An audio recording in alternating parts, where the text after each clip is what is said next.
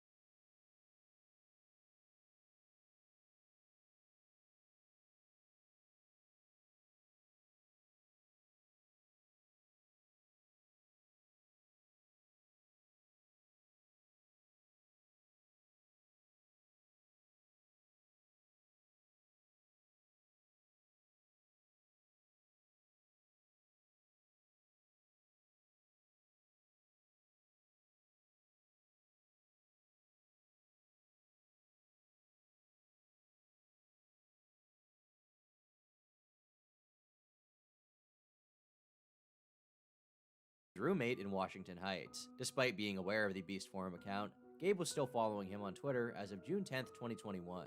Kintari, an ex-veterinary technician who rapes dogs. Gabe remained friends with him up to 2019, in spite of proof of him being a zoo leaking, which happened in 2015.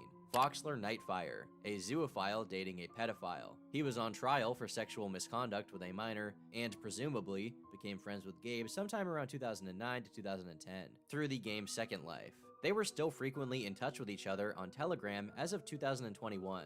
ZJ Wolf, a zoo sadist who had sex with his dog and was fired from his job at the pet store because of it. Gabe allegedly blocked him after reading the Kiwi Farms thread about ZJ's crimes. We can see that this was a lie though, since Gabe was caught talking to him in January of 2022. Lavadog Ashpaw, sentenced to 25 to 40 years in prison for raping a boy under the age of 13. His arraignment was in 2016, and Gabe was still in contact with him up until his sentencing in 2018. Toast the Rabbit, arrested in 2016 for receiving, distributing, and possession of CP. Cord Kitty's other associates include Andrew K., admitted to possession and distribution of CP and sexually assaulted a minor. Spark Dalmatian, convicted of child molestation and possession of CP, and a self-admitted friend of Gabe's. Danrook Ruface, convicted of statutory rape and possession of CP. Crusader Cat, admitted to raping his cat on his own YouTube channel in 2009. Gabe had a sleepover with him in 2012 and refused to believe that he raped his cat, even though Gabe favorited zoo porn directly from Crusader Cat's Fur Affinity page. Crusader Cat also recorded the video where Gabe first debuted his fursuit. Jason Effects, pedo zoophile, groomed his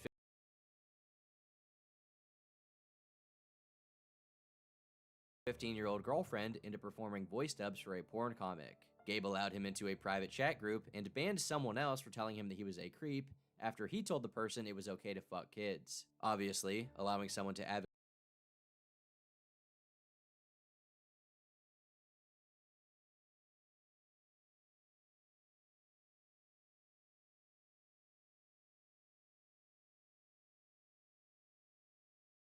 advocate having sex with children in your chat, and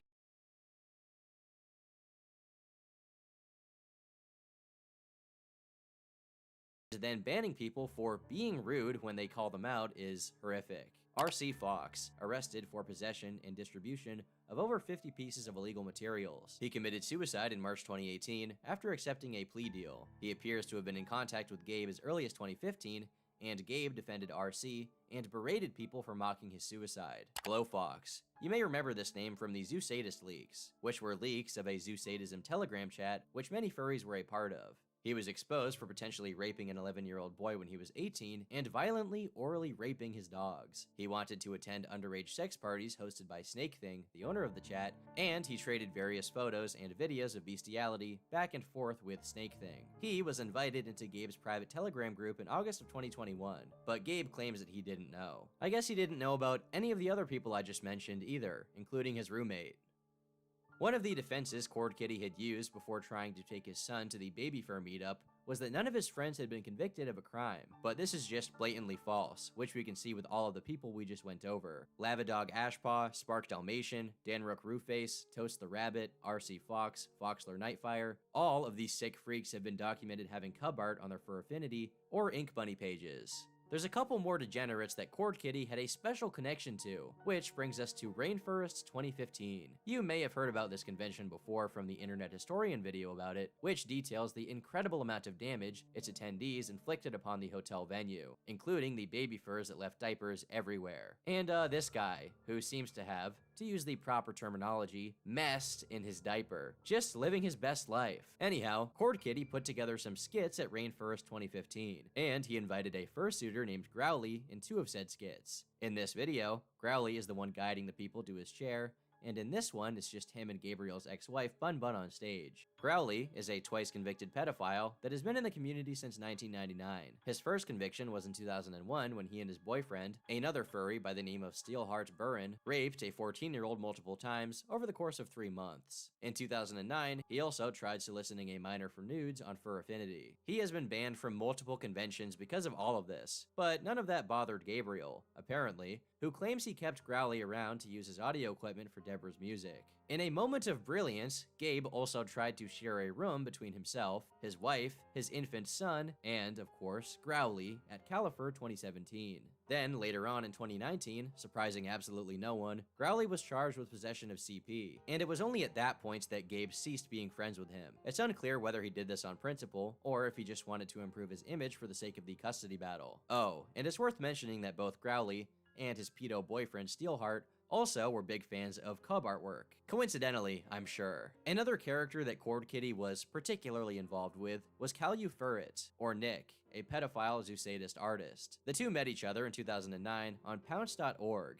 a now defunct furry social networking site that shut down in 2018. Nick told Gabe of vague accusations about himself related to sexual assault and zoosadism in 2011. This was further corroborated by a local meet organizer who said they had just recently banned him over it, but Gabe remained friends with him anyways. Nick introduced himself to Deb sometime in 2015 and began initiating a cuckold relationship between himself, Deb, and Gabe. Gabe, Deb, Nick, and Gabe's son roomed together at Califer 2017. Deb left Gabe for Nick in 2019. They actually lived together for several months, and Nick gave her a loan for legal fees in the custody dispute.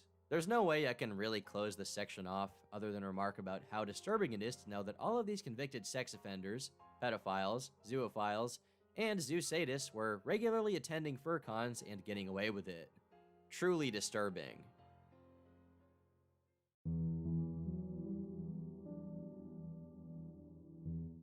In April of 2020, Facebook messages were leaked showing that Gabe had inappropriate contact with a minor. These messages took place all the way back in 2014, when he was 27 years old and she was 17, 10 years his junior. It was technically legal, but the age gap and her evident vulnerability made the whole thing reprehensible. The messages read bottom to top, and it's become immediately evident that he repeatedly steered the conversation into sexual topics. He talked about lewd art he wanted to commission of their 2 personas, which he eventually did commission. He even gave her advice on losing her virginity, which is an obvious red flag for how much less experienced she is than him. Their interactions weren't limited to online conversations, though. Gabe was intent on meeting up with her and getting naked in front of her, to which she responds, "I don't know. No boy has ever gotten that far with me. I wouldn't really know what to do." So he says, "Okay, I'll keep fapping. See ya." Eventually, he must have gotten his way, because later on they talk about the experience, specifically her being scared about his exposed genitals. She also expresses her apprehension towards sexual activity in general, considering the bad prior experiences she's had with guys, specifically her mom's boyfriend who supposedly tried to rape her. She specifically states her worry that Gabe will do the same. I guess, to be honest, in my mind, all I see is me seeing it, and then you getting the wrong idea and having your male urges take over your body. But he tries to rationalize her out of this line of thinking and convince her he's trustworthy, obviously so he can get what he wants. He says, "Oh no, I think that's something Dom guys do. I'm more of a switch/sub.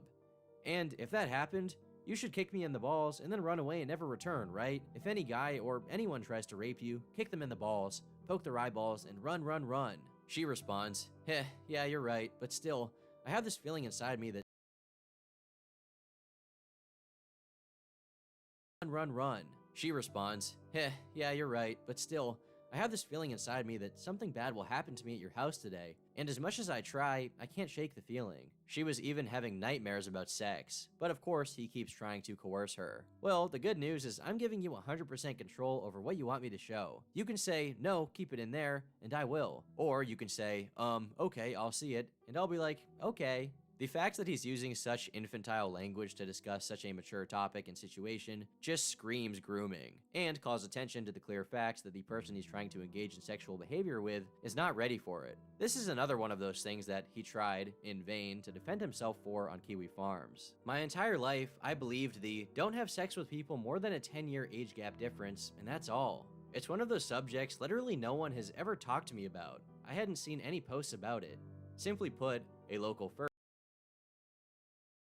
said they were yiffy on social media, and I talked to them about it. Mutual flashing happened. That's the worst of it. We watched Princess Mononoke, ate pizza, and I invited other furs over to watch movies and hang out too. I didn't try to hide any information about that. We're still friends. In response to a call-out thread about him on Twitter, Gabe messaged someone in February 2022 trying to explain his actions. His defense basically boils down to claiming his friends and family saw nothing wrong with what he did, but considering the fact that his friends are all sex offenders, his dad liked his Furrytron CP, and his mom watches horse porn comedy videos, I don't think their moral input means much. At the same time, he makes the bold claim that he never asked her to do anything sexual at all. You're telling me you and your parents see no issue with emotionally and sexually taking advantage of a minor? One who confided in you? An adult whom they put their trust in when they were already previously sexually exploited by another adult? To be perfectly honest, my point of view was, this person is the legal age of consent, it's their choice. I felt perfectly moral because everything was legal and nothing in my life experience would tell me otherwise. And still, no one is telling me there's anything wrong with it, including my friends and family. He exposes just how warped his perception is when he talks about her being the one in control, since she was a strong, independent black girl living in a dangerous neighborhood and dealing with drugs from a young age, ignoring the parts where she talked about being abused. He probably should have taken these things as red flags, that this girl, who wouldn't even have been out of high school yet, might have been psychologically scarred, rather than quote-unquote domineering. I don't feel like I exploited her because all I had from her was friendship. A friendship which lasts till today. She was flirty, more domineering. I was more submissive. And I was going with the flow. Neither of us felt uncomfortable at all. I mean, she needs to be domineering. She was a proud black woman living in one of the most cutthroat boroughs, and she was a drug dealer as well, unsure when she started dealing drugs. She was in control the whole time, and my goal was to make sure I was as chill and normal as humanly possible. The person he was talking to responded, "Oh, buddy, you just made things so much worse for yourself. You do realize that adultification within the black, if not just POC, community is rampant, right? Even the way you describe her as a minor is hypersexualized. You think it's fucking cool that a child was a drug dealer? Do you really think she was cutthroat? Or maybe, just fucking maybe, she had to put on a tough front in order to deal with her trauma, something you are now plainly admitting to exploiting." Oh, and while he was at it, he did more horse porn apologetics just for the fun of it. Your mom showed you horse bestiality and you thought it was funny? What was funny about it was that the woman choked and fell backwards. The karma was the funny part. A lot more of their explicit convos moved over to Skype, so we don't have access to those, and it's unclear whether he engaged in these kinds of conversations with any other teens. But 3 months before this incident, he uploaded a video called My Little Pony Vor, at the end of which he wished a happy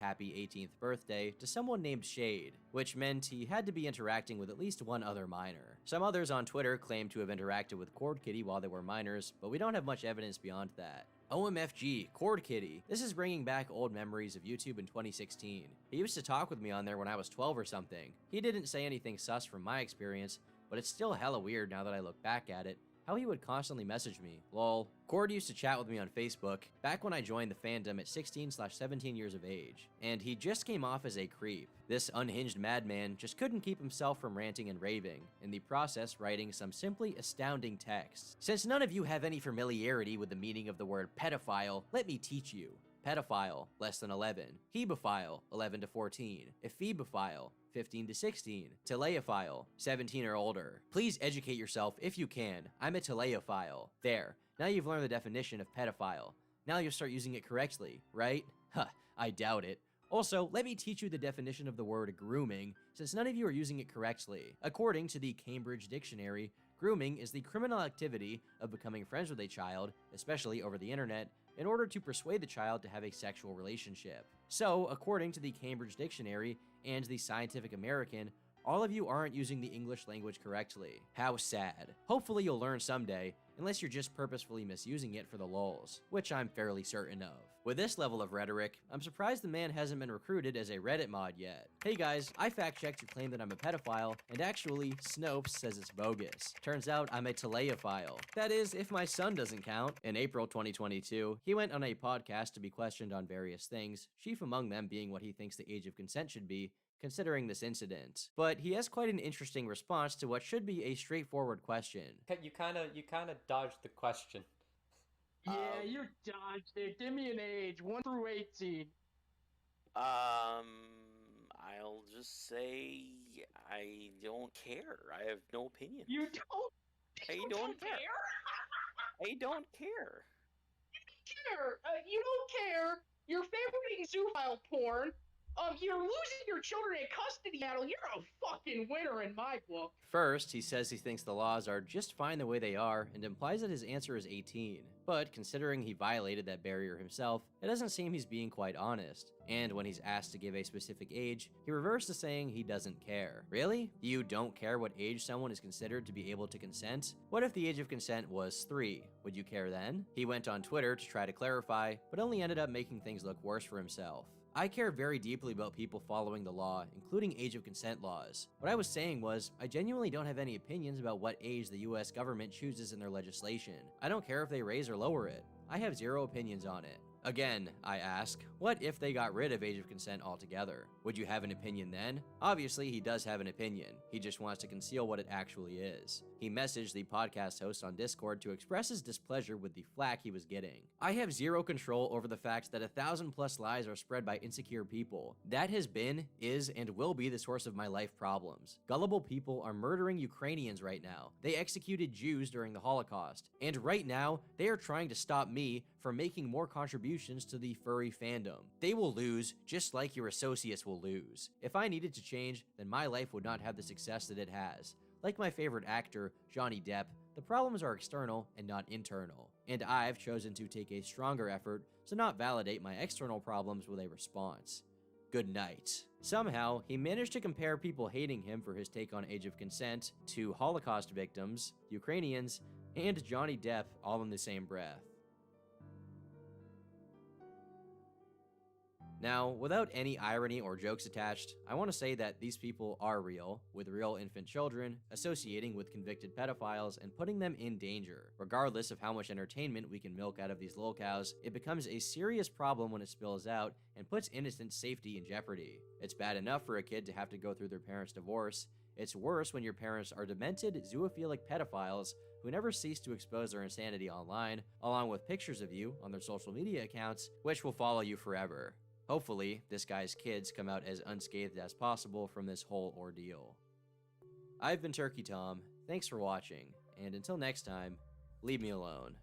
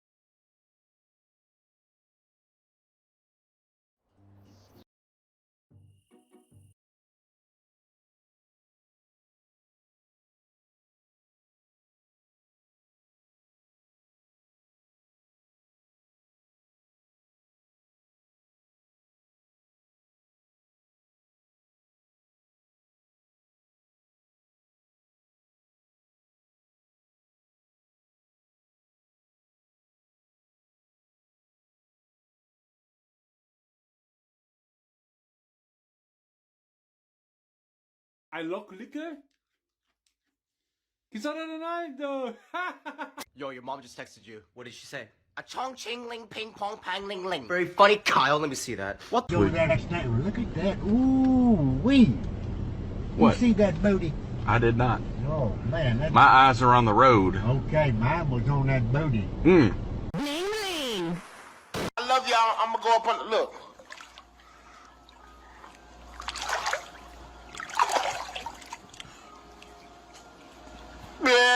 What's the most attractive language? Español. Damn, shorty. ¿Cómo es? There is no such thing as a coincidence. The fact that you're watching this video means you are energetically aligned with me and this message. Your thoughts create your reality. But you already knew that, yet you still live a life that you dread. Excuse me.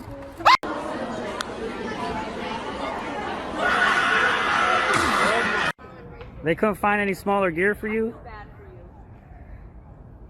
You barely fit in that.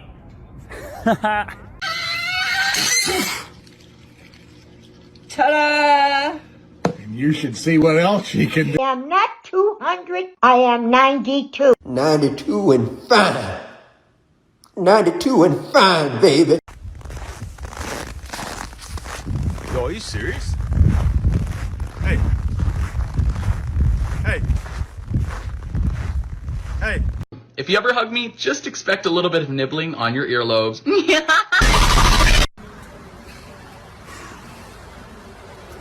Get out of here. It doesn't work like that. It takes days. I want to talk to the manager.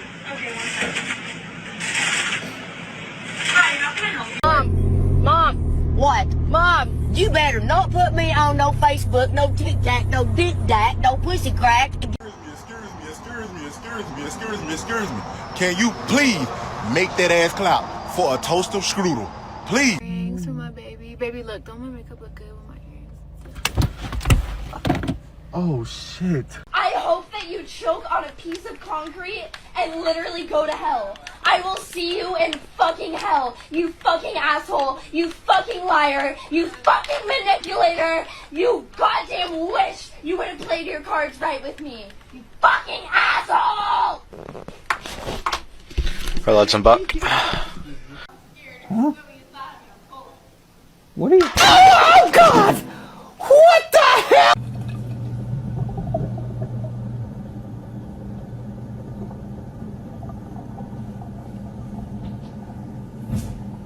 I'm about to go to Taco Bell and get me a box.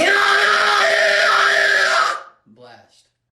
Guys, these chicken bakes from Costco are so good. You have to try one. I think we got a shake too. A shake? Shake that ass. Drive! You have to drive!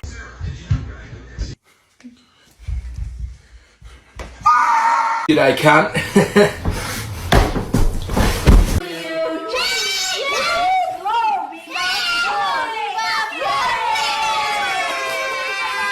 Oh, a little grilled cheese snack, I see.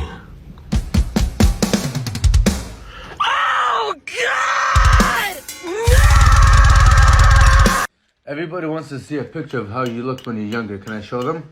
As a teenager? I'm gonna show them. Who's this? Who's this?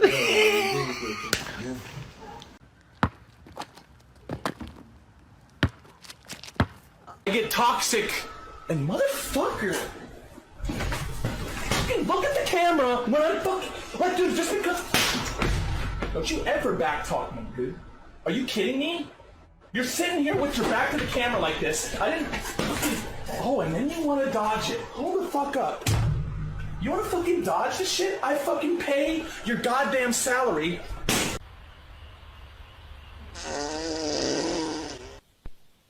You having trouble with that yogurt? I wonder where he's got that from. The fucking fridge, you dickhead. Muchas gracias, afición. Este para vosotros.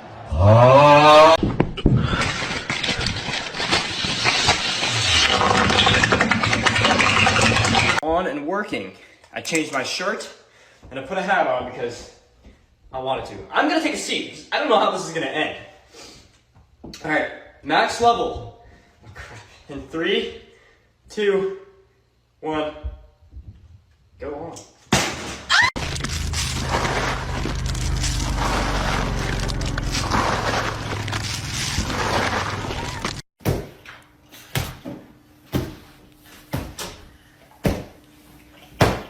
Bruh, what is going on? Carson, are you kidding me? Hey, no! Bruh, are you kidding? Are you kidding? Oh, cute cat. It would be quite shocking if that cat hit the whip. No, but a cat could never do that. Come on, why am I always waiting on you? We're gonna be late. Dad, why are you bringing beer to a kid's birthday party? Why are you bringing water? He'll probably be thirsty. Well, I'll be thirsty too. That is not a good reason. Why are you always judging me, man? For a guy that is in a relationship to be interested in other girls, that's just cheating. But if a girl who's in a relationship becomes interested in another guy, it often means that she's not getting what she needs to get from that relationship. Are her parents brother and sister? Can you please leave now? Oh, now I get it. She's a moron. Ah! You fucked me, you monkey! Marry me. Don't worry about it, honey. I got it. Oh, thank you. For that bomb-ass meat you gave me this morning.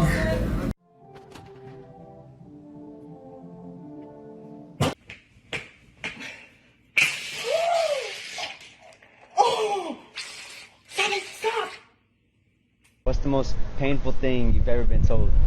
That I should go back to where I came from. Like, dude, you really want me back at your mom's place? Caught a vibe.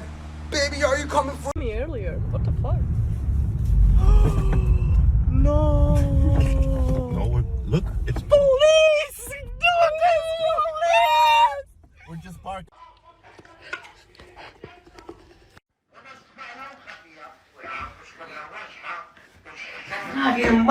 Yeah, I wish I could have a Peter inside of me. What the fuck? What do you mean? Chill out. Nah, why do I have to chill out? Why can't you just wed me to the wall and fuck me? Nah, bro, what the fuck? What's wrong Nah, with you, bro, what's wrong with you? What do you mean chill out? Come here, give me a... My father and uncle waking me up. Oh my gosh. What is this? It's a massage gun. What you trying to massage, bro? Hey, yo. What you trying to massage, bro? My muscles, because I'm a track athlete. Which muscle you trying to massage?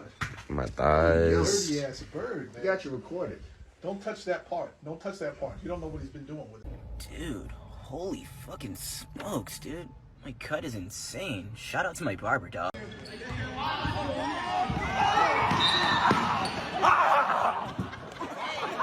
I'm chubbed up right now. Why? So I was looking at hot tub streams.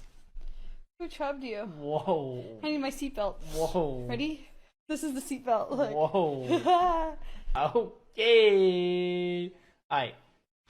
Let's play some Fortnite. Why do I feel something on my butt? What? Why do I feel something Stop, you're hard joking. on my butt? You're joking. I'm not joking. Screw it. When you get up, Are you gonna gotta, stand up then? No, you gotta move the lens. They can see everything. What do you mean see everything? If they see the angle What angle? of my chubby dub dub. Wait. Ah! No, what are you doing, bro? Honestly, bro, let me tell you a racist joke right now. You know why black If he want to try to end my videos,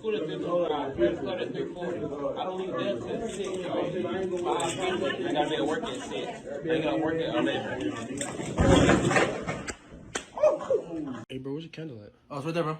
Alright, bet. Oh, yeah. That's open. Bro. What's wrong? How you even stop? It's nice. This gap right here, Yeah. because of that, I'm able to tell that this car's been in an accident. Shit. Well, that's why you're the mechanic. hey, to the McDonald's, what can I get for you? Hey, short, at what time your ass get off? I'm off now. What's up? You ain't off now. I'll beat your motherfucking ass. Don't come through it then. All right, here I come. Pull up, have that same energy. All right, here. All right, here I come, bitch.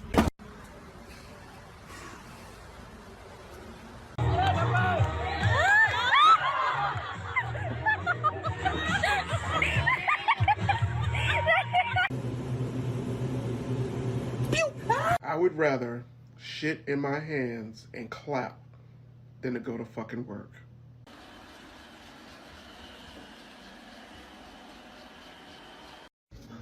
Is there anything else I can get you guys? No, I think we're good.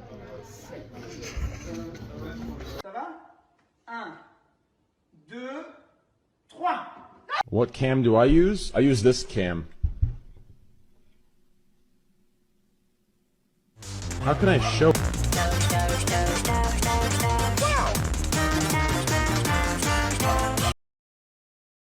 It's my 15th year at the middle school, and I'm sure it will be. Have I ever measured my head? Have you ever measured your head? Huh? Like, do I just carry around rulers measuring my head? Huh, Javarn? Javarn! Hey, Javarn! Are you measuring your head? What's the diameter of your head? Ah! Ah! I've heard that you guys really love it when big things like this are thrown into the water. So, here goes.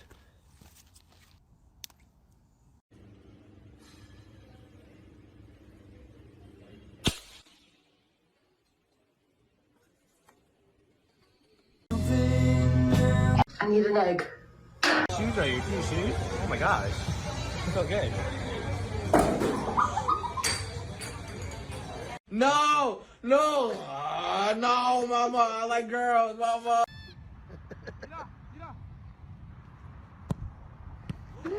$100,000! $25,000. This is just a donating stream, my guy. This is awesome. $1 million!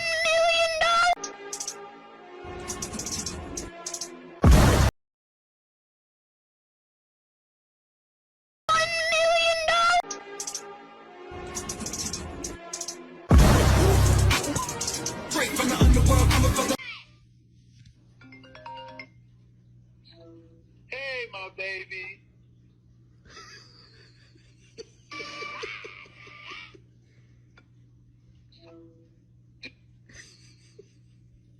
To throw up, so I'm trying to make myself some chocolate milk, right, bro? Look at my milk.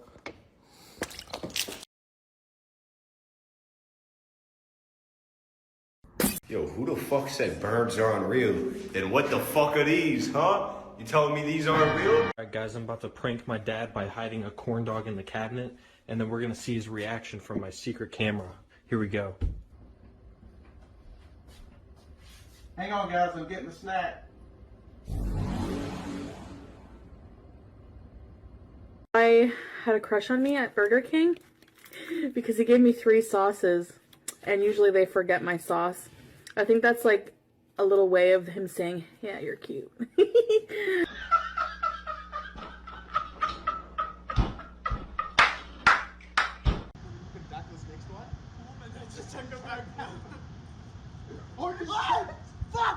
Whoever sold my granny a fucking calculator and told her it was a Galaxy S22, oh, your day is coming, my nigga. I don't know what your topic is tonight, but I just...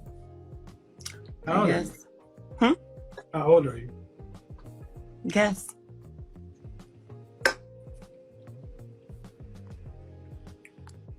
Guess these nuts. Hi, welcome to my room. Let me show you around. So this is my wall of fun stuff. Ooh, wow. Christmas tree because I like Christmas, you know, Yeah, Pokeballs nice. because I like Pokemon. I absolutely love Yeah, Roblox kinda But this sucks. leave my room immediately. Wait, what? Hey, chill out, bro. What are you doing? Oh.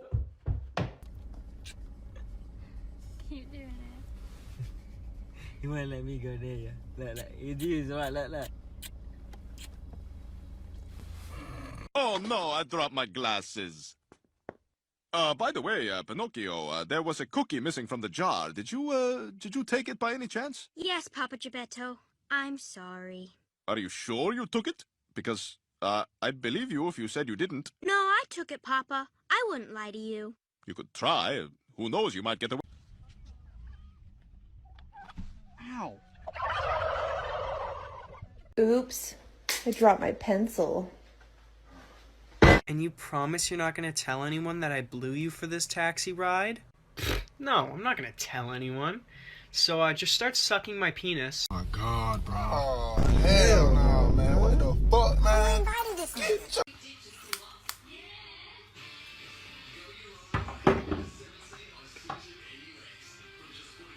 fucking perfect! What the fuck? That's perfect! Your turn. Grab the other side, right in the middle! Go ahead, dog! Even! Hold on, cuz. Ready? I think you got more than... Look at how cute that is. It's like a miniature condom. That's so cute. They're so small. Where can you find those? Where did you get those? Even! Hold on, cuz. Ready? Grab the other side, right in the middle! Go ahead, dog! Even! Hold on, cuz. Ready? I think you got more than... Look at how cute that is. It's like a... Get those? Where did you get? Hey! Hey! You missed the spot.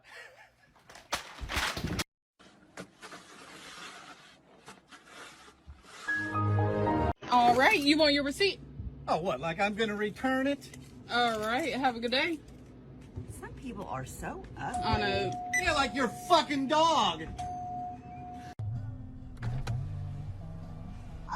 Hey, Lois, little less yakety yak, a little more cutting up my banana. What am I supposed to do? Stick the whole thing in my mouth? I mean, ooh. What do you do for a living? I'm a sail... What that for, missing? What's that for? What? Huh? That's for missing. That medicine? Yeah. Yeah, no, you don't want that, man. What that for? That's for sex. Huh? That's for sex. Oh. Nah. Just hit it like this.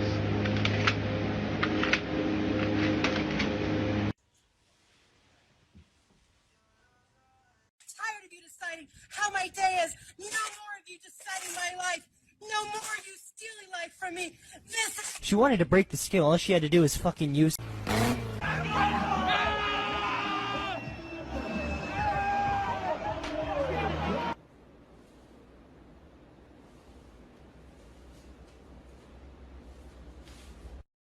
Did you like what you saw? No. My brain. It's broken.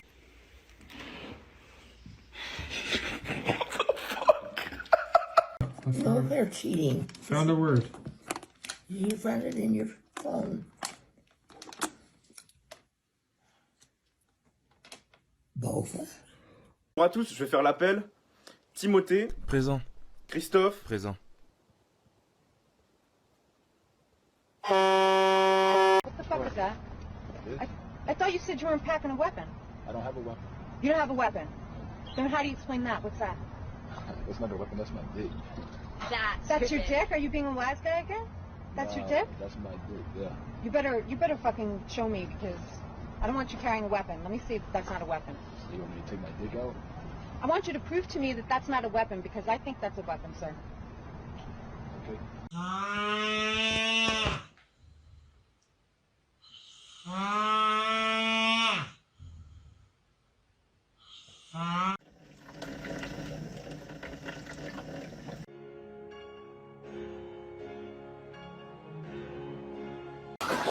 Welcome back.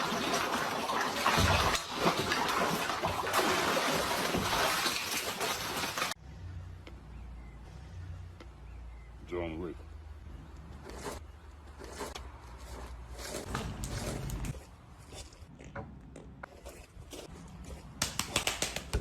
Masz propozycję. Thank you, thank you, thank you. Enjoy.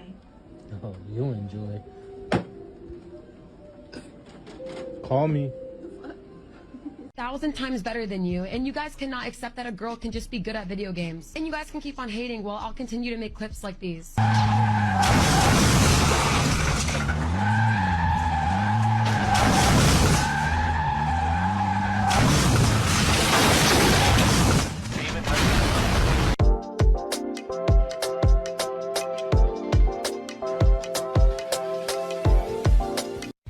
Jäätä, joulupukki tuli. Nyt on jäätä. Nyt on jäätä. They won't have it. Wow, they have it. Blazing. Hey, babe. Thinking maybe we get a little spicy tonight. Oh, yeah? Yeah, maybe get into that outfit I like. Okay.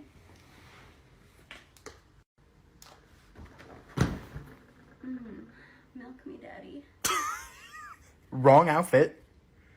It's talking about the red one, but okay. We could try this out.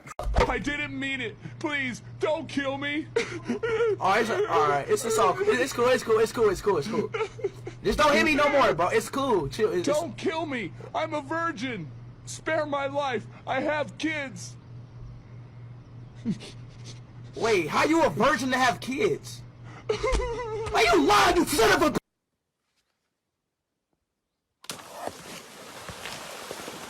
Where the heck is he at? I can't even. Hell, have y'all seen Band Up?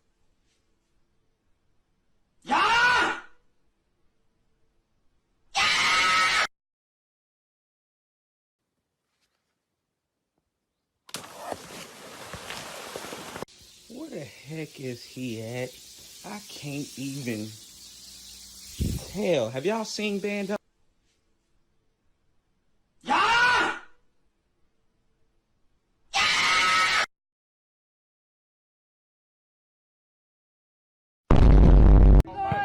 Hey, the squirrel trying to play basketball dead ass serious, shawty. Play ball all the damn time.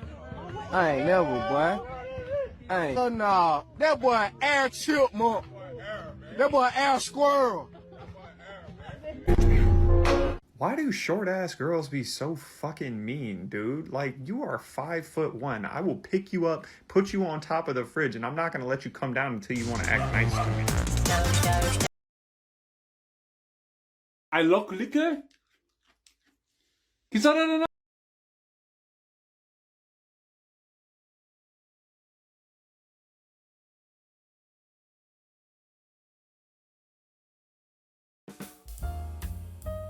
How to place sugarcane underwater.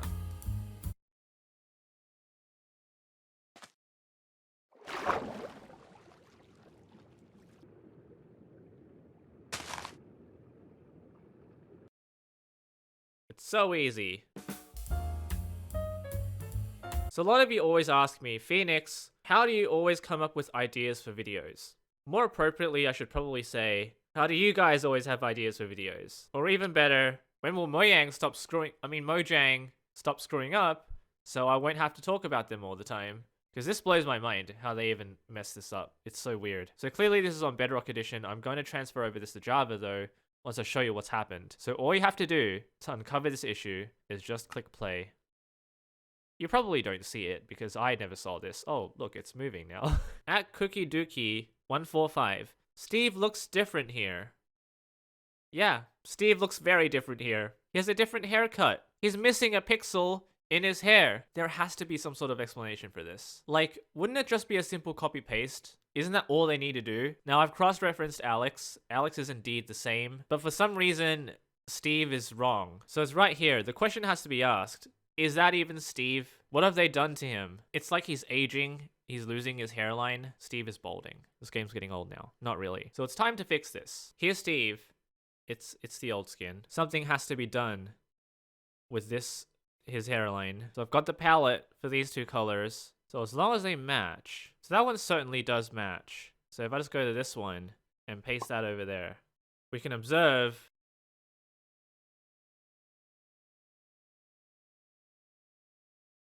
oh, that's even worse than I imagined. Goodness me. He went to a cheap barbershop. One of the devs cut his hair wrong.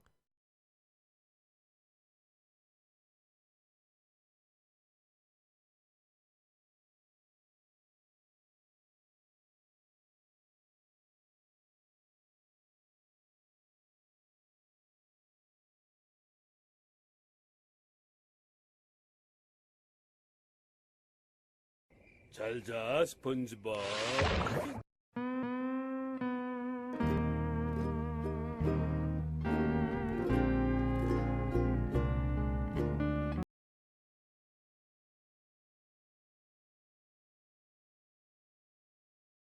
How I feel when I produce static electricity with a balloon. What do you mean, that's how you feel? That's how we are. We become gods. Lightning bolts shoot from my fingertips! Me? Mom, can I have the new Galaxy Fold 4? No, we have the Fold 7 at home. What iPhones are those, like 8? Elon Musk says he'll donate $6 to end world hunger. Whoa, he did it. Canadian Hurricane Center says Hurricane Fiona will be historic extreme event. Powerful storm is expected to make landfall in eastern Nova Scotia early Saturday. Oh my god, it's her. Me, the hand I just beat my meat with. Jesus Christ, y'all have weird hang-ups about masturbation. Your girlfriend said you kiss better than your friends. Girlfriend said you kiss better than your friends. Hey, wait, what? My friend, broke and homeless. Me, who Venmo'd him negative $2 million. What? Four-color virgin. Click, click. Unicolor Chad. Gently lift the pen. Yeah, dude, I'm sorry. I'm not going with this one. I'm sorry, you just jealous that I got the cool pen, dude. How I look in my bathroom mirror after a haircut. How I look in the mirror at the barber during the haircut. I don't know, their mirrors are just higher definition. When I was younger, my friends would ask me how to say all sorts of profanities in my native language. What I actually told them meant I love you.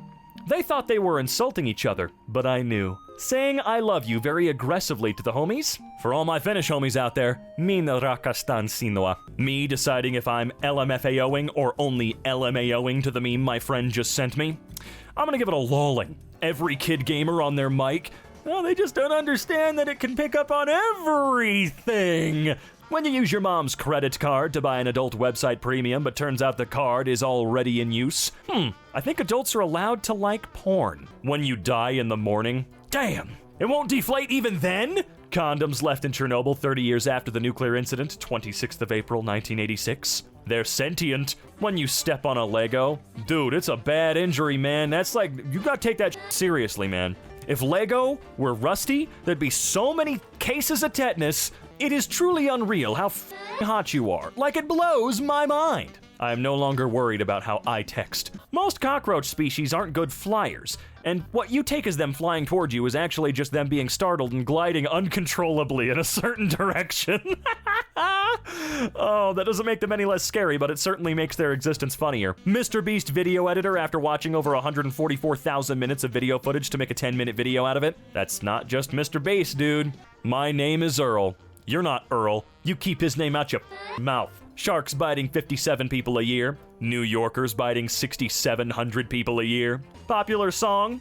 Nightcore. Nightcore's not... It's not slowed, I thought Nightcore was super sped up. Hold on, let me figure this out real quick.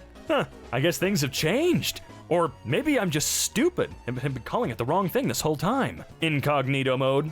Tor browser. NordVPN. Tor, NordVPN, Arch Linux. Buying a new laptop every time you browse the internet. That's not helping at all. Nobody. Parents when you actually want to do your homework. Bonjour. Elderly Catholic woman has mistakenly been praying every day to Obi-Wan Kenobi from Star Wars. Nah, it wasn't an accident. Yeah, Master Oogway's right. There are no accidents, man. Me, upset because they always forget that my birthday is in October too. My friends getting in the Halloween spirit for October. Dude, mix it together, dude. October is the literal best month of the year, every single time. And we're starting to get dangerously close, man, and I'm about to freak up. Kids Show has one fight scene. Internet Today. OMG, why are cartoons so violent? Cartoons back then. Yo, they did Mojo Jojo up quite a lot, man. Inside of you are two wolves. Oh my god, someone call 911. Holy why are there two wolves inside of you? Holy shit! I'm calling the police. I'm calling the police. Many people do not realize how big the Ottoman Empire was in the 16th century. Wow. Man, they taught us this in school, but it's just amazing being reminded. Me holding in the fart. My friend making a killer joke to the group. Some guy on Reddit. Do you trust me? Me to the group. Some guy on Reddit. Do you trust me? Me trying to troubleshoot my PC with every cell of my body. I don't get this dog one at all, like legitimately at all. Sorry, I can't hang out with you this weekend. I got plans. The plans? Oh, I see. I was not aware of what was going on for a minute. I had to take a little extra time. People that play for fun, toxic, over-competitive players, every goddamn game ever made. The only reason, say, like, I like Splatoon 3. You know, it's a good game. I'm not good at it. I can only play standard turf war, and, you know, after a while, damn game ever made. The only toxic over, like, I like Splatoon 3.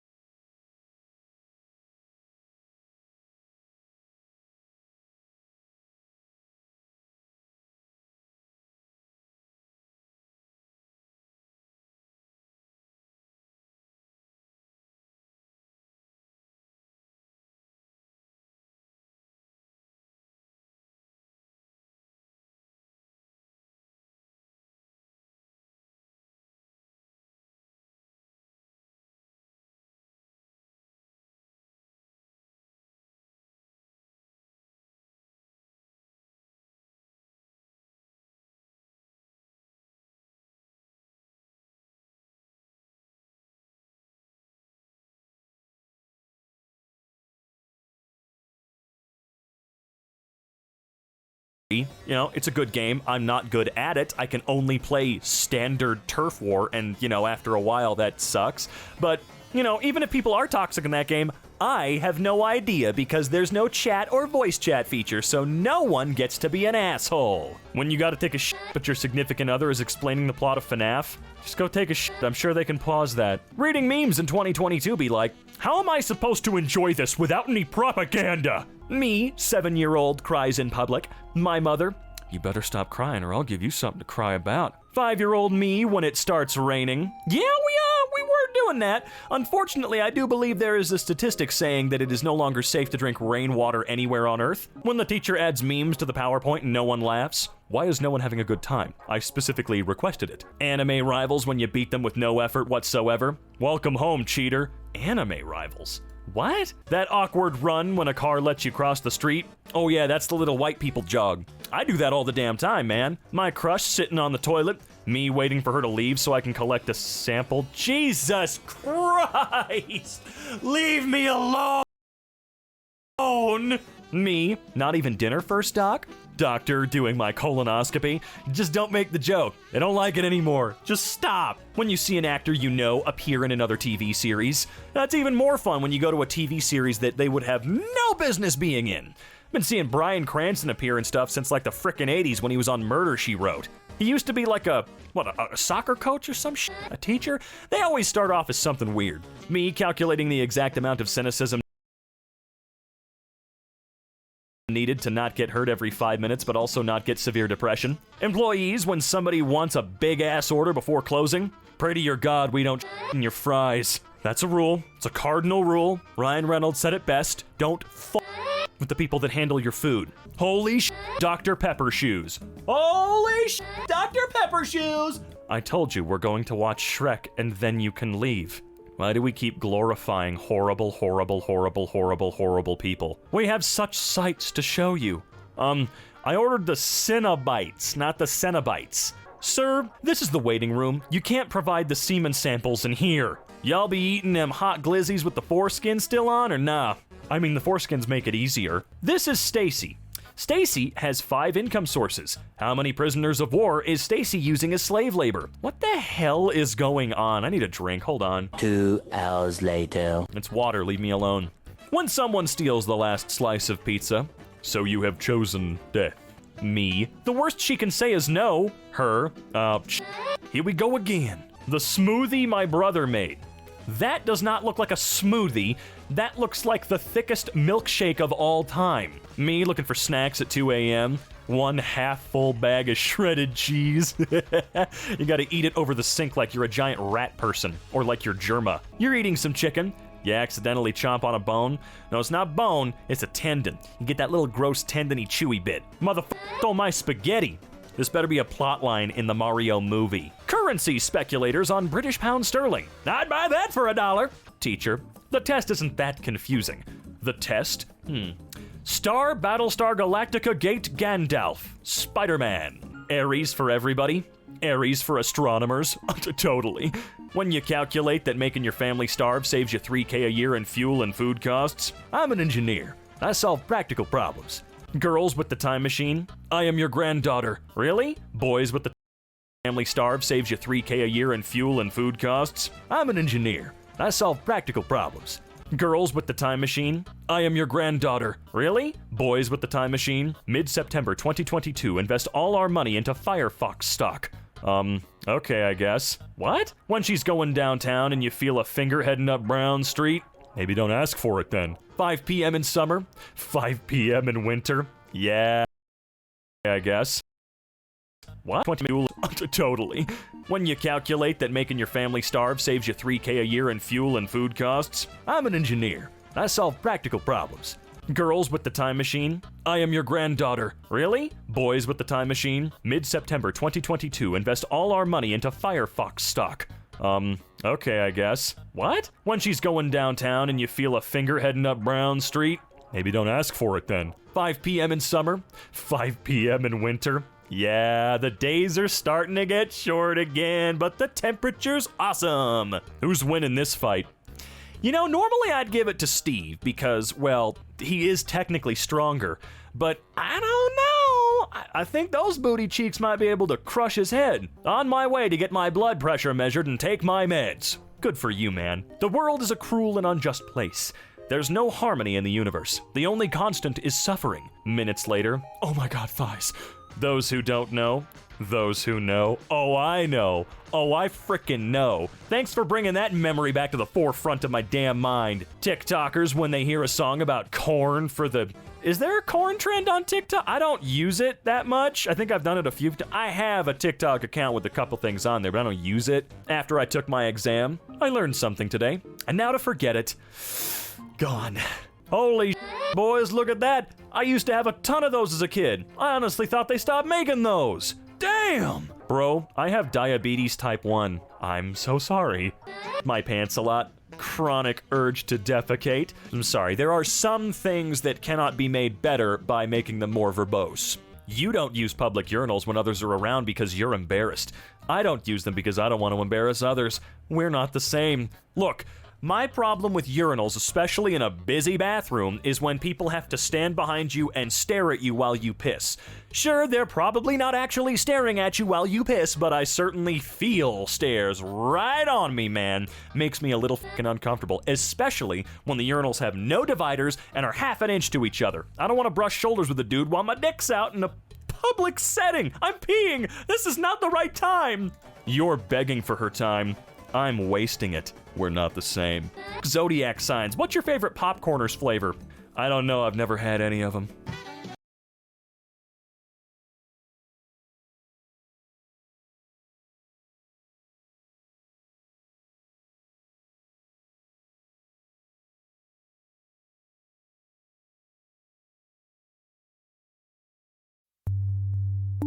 As of April 2022, there were roughly 5 billion internet users worldwide, amounting to about 63% of the world's population. However, 92% of internet access happens through mobile phones, meaning the majority probably never go any deeper than surface-level social media apps like YouTube, Facebook, and Twitter. For most people on the internet, even Reddit remains squarely outside of their browsing comfort zone. The further you drift away from these highly frequented hubs, the less appropriately moderated the web environments become. And with the absence of moderation and a low bar of entry, these sites become populated almost exclusively by people with essentially non-existent sensibilities and interests that range from niche to downright deranged. With the internet becoming more and more sanitized as time goes on, we tend to overlook the places where it has maintained its Wild West status, as they're usually associated with toxicity and xenophobic attitudes towards who they consider normies. But if we're to breach their self-imposed isolation, we can find the most glaring examples of why this isolation might be for the best. With certain online spaces presenting themselves as welcoming any and all kinds of antisocial, dysfunctional, and otherwise weird people, it's no surprise that they also end up taking in those who have crossed the line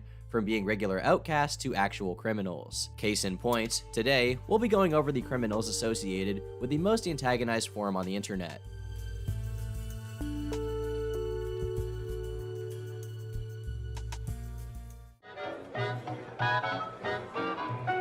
4chan creeps and 2D women go together like peanut butter and jelly. After all, when you can't persuade any real three-dimensional woman to be your waifu, who could blame you for resorting to anime girls instead? Unlike 3D bimbos, cartoon characters won't reject you for being the quote-unquote nice guy with zero redeeming qualities that you are. But some people take their preoccupation with imaginary women a tad bit further than others. Take the case of Thaddeus McMichael, or MadThad0890. Back in the late 2000s and early 2010s, he was active on 4chan, Facebook, and YouTube. He started off his channel, which now has 6,000 subscribers, with videos of him singing anime openings. It's cringy, sure, but it seems like the innocent pastime of an anime fan, and he continued on like that for a while, uploading dozens of videos of him singing or discussing current events. Alright guys, MadThad0890 here once again, and big fucking news came out yesterday. They're remaking Pokemon Gold and Pokemon Silver for the Game Boy Color, or regular Game Boy, for the DS. They're remaking this shit. A few years later, though, his fixation on one anime in particular would make itself manifest: School Days. Or, more specifically, the character Kotonoha Katsura, a 15 to 16-year-old schoolgirl in the anime. His most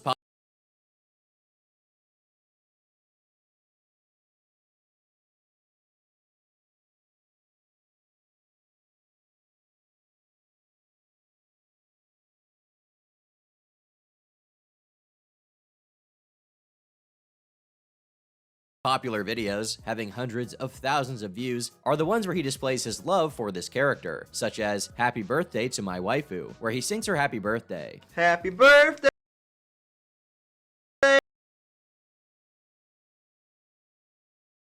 Kotonoha. Happy birthday to you. On his Facebook account, he would go even further in showing just how enamored he was by posing in pictures with his waifu and popping her the question. He went as far as making a Facebook account for her so he could make status updates of being in a relationship with her and engaged to her. He also responded to himself through the account he made for her, pretending to be her. Take this interaction they had. My waifu, we look so kawaii together. Thad, I know. I was so tired that day. Thanks for cuddling up with me. Baka, it's not like I wanted to cuddle with you or anything. Stop being tsundere. For all of these shenanigans, and the fact that he regularly posted under the name Kotonoha's Husbando on the anime and sports boards, he was somewhat of a phenomenon on 4chan. The pinnacle of his obsession, though, that we know of, is probably when he had sex with his Kotonoha body pillow and posted a video of it on Tumblr. A post on the anime reality reads, "Here it is. Probably the worst thing produced by the cumulative efforts of humanity. A video of a sexual deviant, Thaddeus Michael, having sex with an anime pillow that depicts what I can only assume is his imaginary waifu. Click here for the horror." It goes without saying, but I'll say it anyway, just to be sure, that this video is incredibly not safe for work and features full nudity and utterly creepy and disturbing behavior from Thad. Your eyes might be physically unscathed, but your psyche and soul will be damaged, possibly beyond repair. I hope that thing has been industrially dry cleaned before he put it to any other use. But if you can believe it, things only get weirder from here. He started making some posts on social media that were suspect, to say the least. He posted a picture of a little girl holding a cheese pizza with the caption, "Who ordered the CP?" A not so subtle reference to, well, you know. If we go back to his YouTube channel, we can see he was making some similarly concerning statements as early as 2010 in a video titled "Tokyo's Virtual Child Bill, Funimation Dance and the Vampire Bund Edits." So Funimation came out with this this news article, not news, but press release saying that it's some vampire anime they licensed, and they're gonna edit like a scene or a couple scenes out that show like basically animated child pornography, if that's a fucking term. And this is fucking terrible because that's fucking censorship, and this is fucking terrible. I mean, you know, I'm not a big fan of real child pornography, like, cause it's kind of, I don't know, I'm not that interested in real people like that, you know. But drawn, animated child pornography, I'm okay with, cause it's drawn.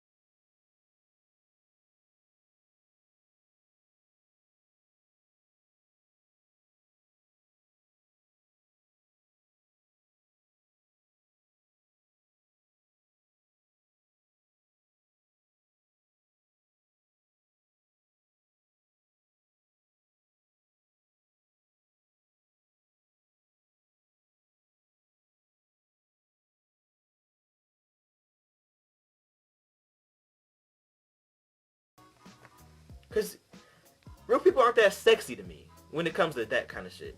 Look, people drawing Dawn and Misty and May naked and shit, and that new girl from Heart Gold Soul Silver. I don't know what her name is, but people draw them naked. You know, Dawn got the blue and white panties and shit, striped ones. That's fucking sexy. But they're all like 10, 13. You know what I'm saying? People draw. You gonna ban people from drawing fan art of that shit? What's gonna happen to all the people that make rape fantasies and brother and sister sex scenes and shit like that? Sex mangas. You know, I like that kind of shit. You know, wish I had a little sister so I could have sex with. I got a brother.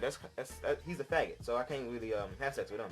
Well, that was a ride. Let's recap. Thad starts off by talking about the anime Dance in the Vampire Bund, and how upset he is that Funimation decided to censor it when the anime is full of nudity scenes of a 9-year-old girl. What the fuck is wrong with these people? I mean, to be fair, in the plot she's actually a centuries-old vampire. I wish I were joking. But the point still stands. He goes on to say he's a-okay with drawn CP, but in a way that implies he watches it himself, by mentioning that he's not into real people. He valiantly claims that it's a tragedy that people won't be able to draw sexual fan art of 10 to 13-year-old characters anymore. But the real cherry on top is that he laments about what's going to happen to all of the rape and incest material that he so greatly enjoys, even going as far as to say he wishes he had a sister so that he could have sex with her. He complained on Tumblr when the site took down something he posted for having sexual content involving minors. I thought Tumblr was the fun place on the internet. I can post porn and pretty much anything I want to here, but this ain't gonna fly if they're gonna kick me off just because I reblogged somebody's pics of cute Asian children. It's not like it was CP or anything.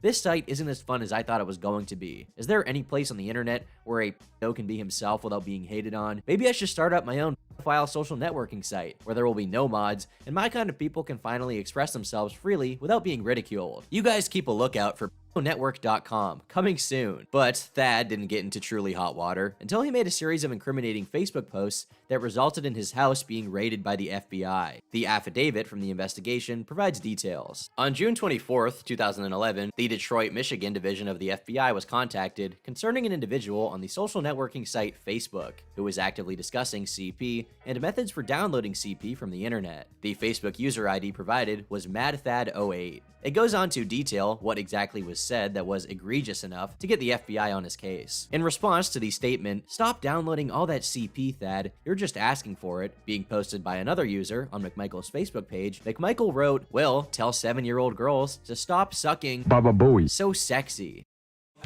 Why are we still here? Just to suffer? McMichael claimed this post was a joke. That feel after you fap to CP. It's a feel like no other. It's like you're floating on cloud 9 or something. You need to try to fap to some CP at least once before you die, because there is no other feel like it.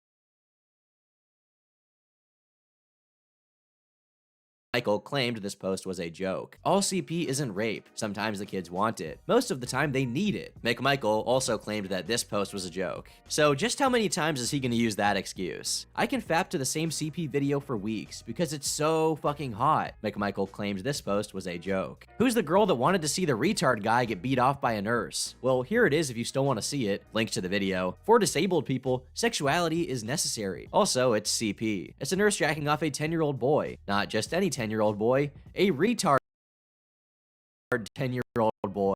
McMichael claims to have originally come across the video on 4chan.org in the B conversation thread. McMichael guessed the age of the male in the video to be 8 to 12 years old. McMichael claims this post was made as a joke. Yeah, I carry around an 8GB hard drive full of CP. McMichael's response to being asked about this post was, "I plead the fifth. Lol." Well, at least he used something other than, "It was just a prank, bro. I just got the greatest idea. What if I adopt a little girl? I'm sure she wouldn't mind becoming my sex slave if I take her away from the orphanage. Why didn't I think of this before? It's foil-proof.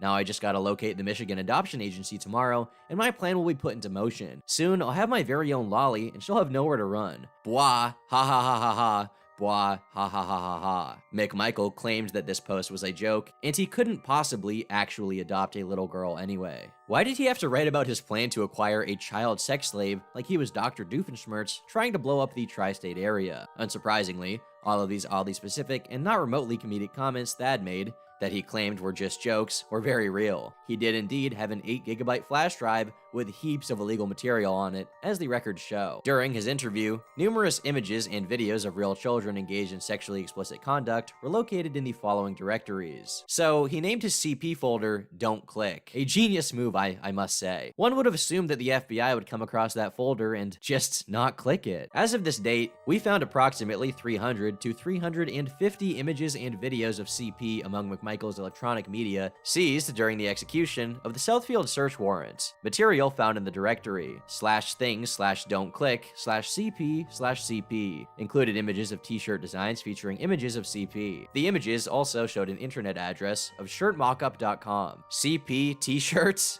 Why? For what purpose? Where could you even wear such a thing? Since Thad was a known element on 4chan, some people followed the ensuing court case in all of its hilarity. Hey guys, I wanted to keep you up to date on Thad. He called 2 FBI agents and asked them to come to his house and kill him. He won't take his meds and is threatening to kill himself. The judge put him back in jail again. Meanwhile, he also alienated his private attorney, so much that she withdrew from the case. Thad now has a new private attorney, and his public defender withdrew for similar reasons. As Thad was a frequent figure here on /SP, I thought you might want to know. Thad ended up posting bail, but his conditions were that he had to wear an ankle bracelet and not use the internet. 3 days before his bail ended, he tweeted this: "I'm back. Missed my waifu. Stupid feds didn't even find my backup hard drive. #YOLO, #swag, #waifu." Predictably, his bail was revoked. In the end, he served a prison sentence of 5 years, from July 2013 to October 2018. This whole ordeal begs the question, what lengths won't men go to for their waifus? The world may never know. All that time in the slammer must not have fazed him, because shortly after he got out, he was back to posting on YouTube as well as 4chan, under the same name of Kotonoha's Husbando. Sup, A? I've been in prison for the last decade and need anime to catch up on. I'm in the middle of Hunter x Hunter and loving it. Any other recommendations from 2012 to now? Somebody replies, wait a minute, I just realized something. The girl in your name is a character from School Days. Is that really you or just a troll? And he then posts a picture of himself in a MAGA hat saying, yup, and my eye is still lazy. As for YouTube, he came back with this video. If you can't beat them, you gotta join them. He followed it up with an 8-hour stream, in which his apparent fan base welcomed his return in the comment section. He is still posting, literally to this day, with updates like Gonorrhea and Pride Month, where he details how he became gay while in prison and goes on Grindr now, and him being relieved about his AIDS test being negative. He does, unfortunately, have gonorrhea though. What felonies will Mad Thad commit next? What new STDs will he acquire? Will he catch the elusive monkeypox? Only time will tell. You may be under the impression that the e-girl phenomenon is a relatively new one. Maybe a figure like Belle Delphine and her legion of orbiters comes to mind. Or maybe you think of Twitch streamers that men simp for, like Pokimane. But this internet dynamic dates back much further. All the way back to 4chan's inception, as a matter of fact. I guess that shouldn't come as any surprise, considering the type of people who frequent 4chan, lonely neckbeards, didn't start being desperate for women in just the past couple of years. They've always been that way, in fact. In its early days, Anons would develop parasocial relationships and even obsessions with a series of different girls, who either posted images of themselves to the boards or were posted there by someone else. Women are relatively far and few in between in 4chan, and so the mere presence of any girl whatsoever is enough to instantly send gaggles of basement-dwelling weeaboos into a frenzy. These weren't your typical e-girl and simp dynamics. They were far more extreme than even the ones we see today on social media platforms. These girls, often underage, typically went to 4chan because they wanted attention and saw the board as a means of getting it from touch-starved incels. What they don't account for is that they always get more than they bargained for, as lurkers would not just give them nicknames and discuss them incessantly, but stalked, threatened, and even doxed them in some cases to satisfy their one-sided infatuation with their platonic waifu. The first of these incidents was Cracky-chan, a 15-year-old girl who posted a series of images of herself on the image board B over the course of a couple of weeks. The board was so obsessed with talking about her that 4chan's admin made it so that any instance of the word cracky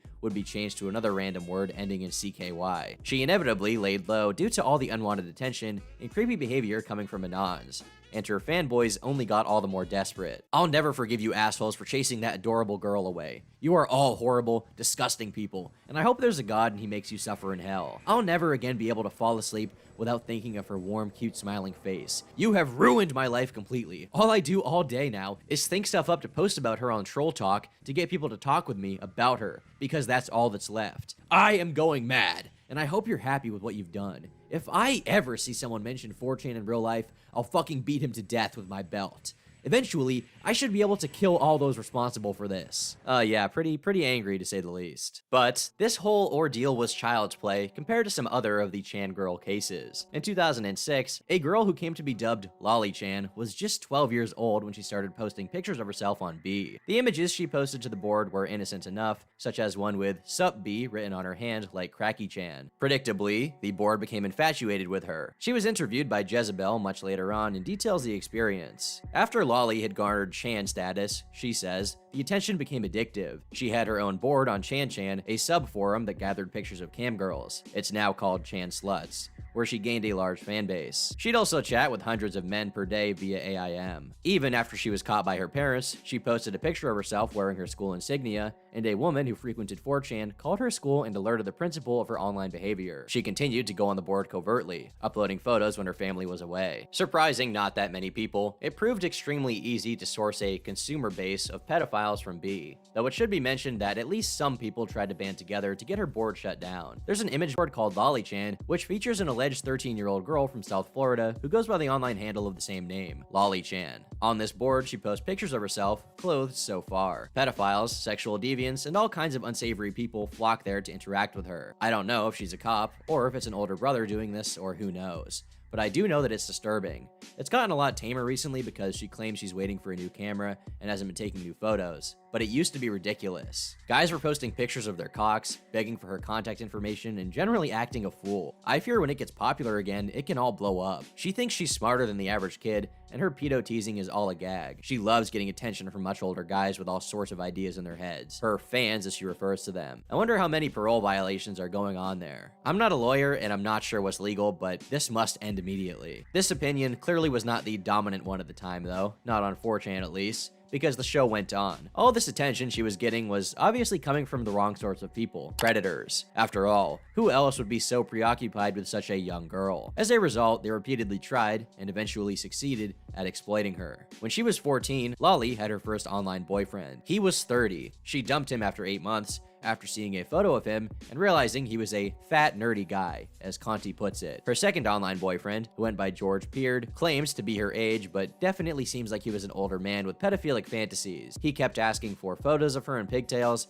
he would tell her about how he fantasized about his niece, etc. After months of dating, George convinced Lolly to send him naked pictures. He promptly posted them on 4chan. People began posting her personal information online. Someone uploaded a picture of her house with the caption, "Here's where I'm gonna kidnap her." She would eventually start modeling on a camgirl website to pay off $31,000 worth of medical bills from being committed to a psych ward after these experiences, taking on the name of Dolores Hayes, the titular character of the book Lolita, a novel about a middle-aged man and his sexual exploitation of a 12-year-old girl. Despite all of this, she hopes to eventually leave her internet presence and go to college to study illustration.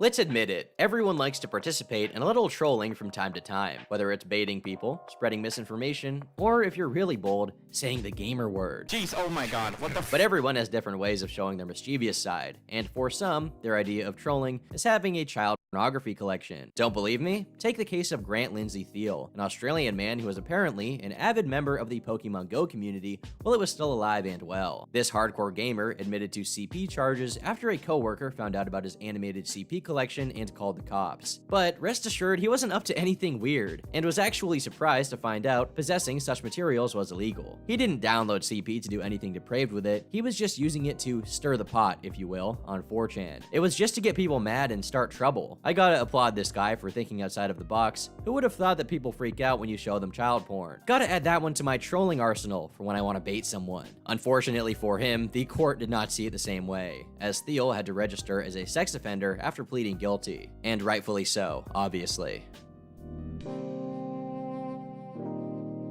Back in 2010, something happened that could not possibly be more characteristic of 4chan culture. A 20-year-old college student in Michigan both threatened to commit a school shooting and was caught in possession of child pornography, although it's not as clear-cut as that summary would make it seem. It all started when he posted on B, announcing his plans to go on a school shooting spree on the campus of Wayne State University with an AK-47. In the post, he referred to the notorious Columbine and Virginia Tech shootings, saying he would get a higher kill count than the 32 who were murdered at Virginia Tech in 2007. He also said he would use a webcam to stream the shooting on Stickam, an old live streaming website which has since been shut down, saying, "Be sure to tune in." 2 people who saw the threat actually reported it, and the FBI was easily able to get a hold of his IP, subsequently raiding his home. He admitted to making the threats, but said that he didn't mean them, and he also copped to having over 20 images of CP on his computer, but as a part of a plea deal, those charges were dropped. Unsurprisingly, when his web history was analyzed, it was found that he had researched other mass shootings beforehand. What you may be initially surprised by is that, according to the Associated Press, more than 30 friends and family members were in court to support him, including his former principal at Fordson High School in Dearborn, where he completed 19 college credits and received a prestigious leadership award in 2009. A Reddit AMA eventually popped up of someone indirectly claiming to be Ali Saad, though it's somewhat unclear if it actually is him or isn't. The post reads, "I am a 20-year-old Arab American. I posted a joke on 4chan and got arrested by the feds. Ask me anything. I lurked on 4chan for a while and decided one day it would be funny to troll B. Oh boy, was I mistaken. I made a few shock jokes about school shootings and applied them to my university. 2 days later, I got woken up to my home being raided by the FBI and 10 strapped officers around my bed. Some people were able to figure out his identity off those details alone. Did you also get charged with possession of CP? Just wondering because I read an article recently about a guy who joked about a school shooting on B and got raided by the feds,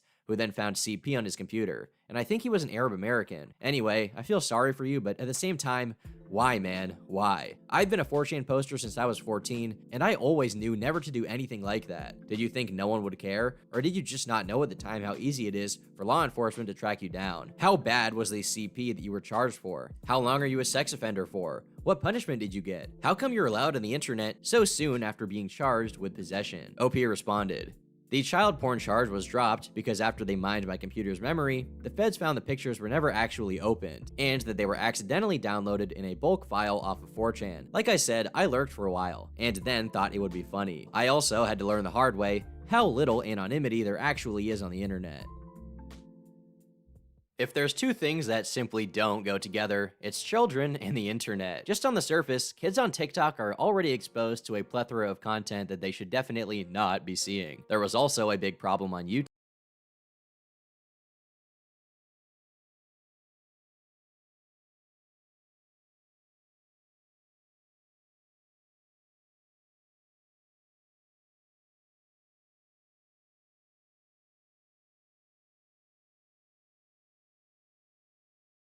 Which resulted in the creation of YouTube Kids, which, while it was at least an attempt at correcting the problem, it didn't exactly solve it. However, what happens when kids are exposed to almost completely unmoderated web activity, such as on 4chan? Well, exactly what you think would happen. For starters, we have the classic case of Jesse Slaughter. Jesse's story begins with a post on Sticky Drama, a crowdsourced gossip blog centered around the emo scene. Because this site hasn't been properly updated since the dawn of Web 2.0, we only have access to a cache archive of the post, which reads, "Blood on the Dance Floor lead singer Davi Vanity is at it again. He was apparently having a friends with benefits type of relationship with self-proclaimed scene queen Jessie Slaughter, who is only 11. Sticky's note, her MySpace states her age as 15 years old. I found this pic of the two at the May 2nd concert in Orlando. Though the picture isn't visible, the link corresponds to Jessie Slaughter Facebook.jpg, and a comment elucidates that this is likely a picture of Jessie with Davi Vanity, which might be this picture. The post continues, "I have talked to her about it, and all she had to say was, GTFO, Davi and I don't exist, I'm just a fan. But I have also talked to other people who say that they did fuck last summer when she was 10. I cannot believe that Davi has sunk to this level. I don't know whether this rumor is true, but if it is, he's disgusting. And I know for a fact right now they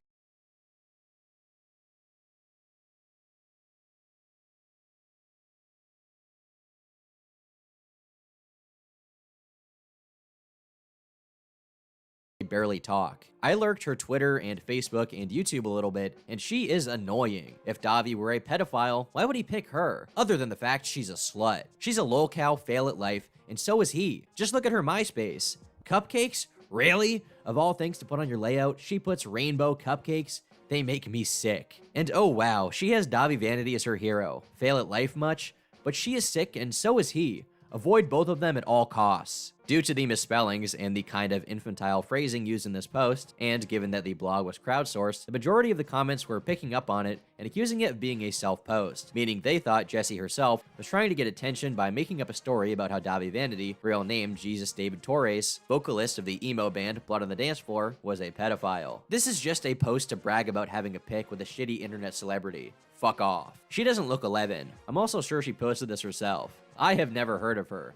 And plus, 15 or not, shouldn't be hooking up with random people at that age, or hooking up with anyone. Gross. She must have posted this. I've never heard of her. That's one washed up looking 11-year-old. It must suck to look at least 5 years older than your actual age. It only gets worse over time. After a few comments of just this, Jessie decided to chime in. What the fuck? This has gone way too far. Me and him are only friends, Jesus fucking Christ. And Sticky, I am 11 and Davi does actually know me, and by the way, what Davi does behind closed doors is his problem, and I did not post it. I swear on my brother's graves. So what the fuck? The peoples who posted this are the actual ones who fail at life. Regardless of whether the OP was indeed a self-post or not, this sounded disturbing, knowing that it was coming from an 11-year-old who had actually met Davi in real life. Further posts coming after hers reaffirmed that she was responsible for the original post. But once again, everything made the situation sound even more suspicious. Okay. First of all, Jessica Leonhardt is one of my enemies. She does this shit on purpose. This all started when I introduced Davi, which is my friend, to her.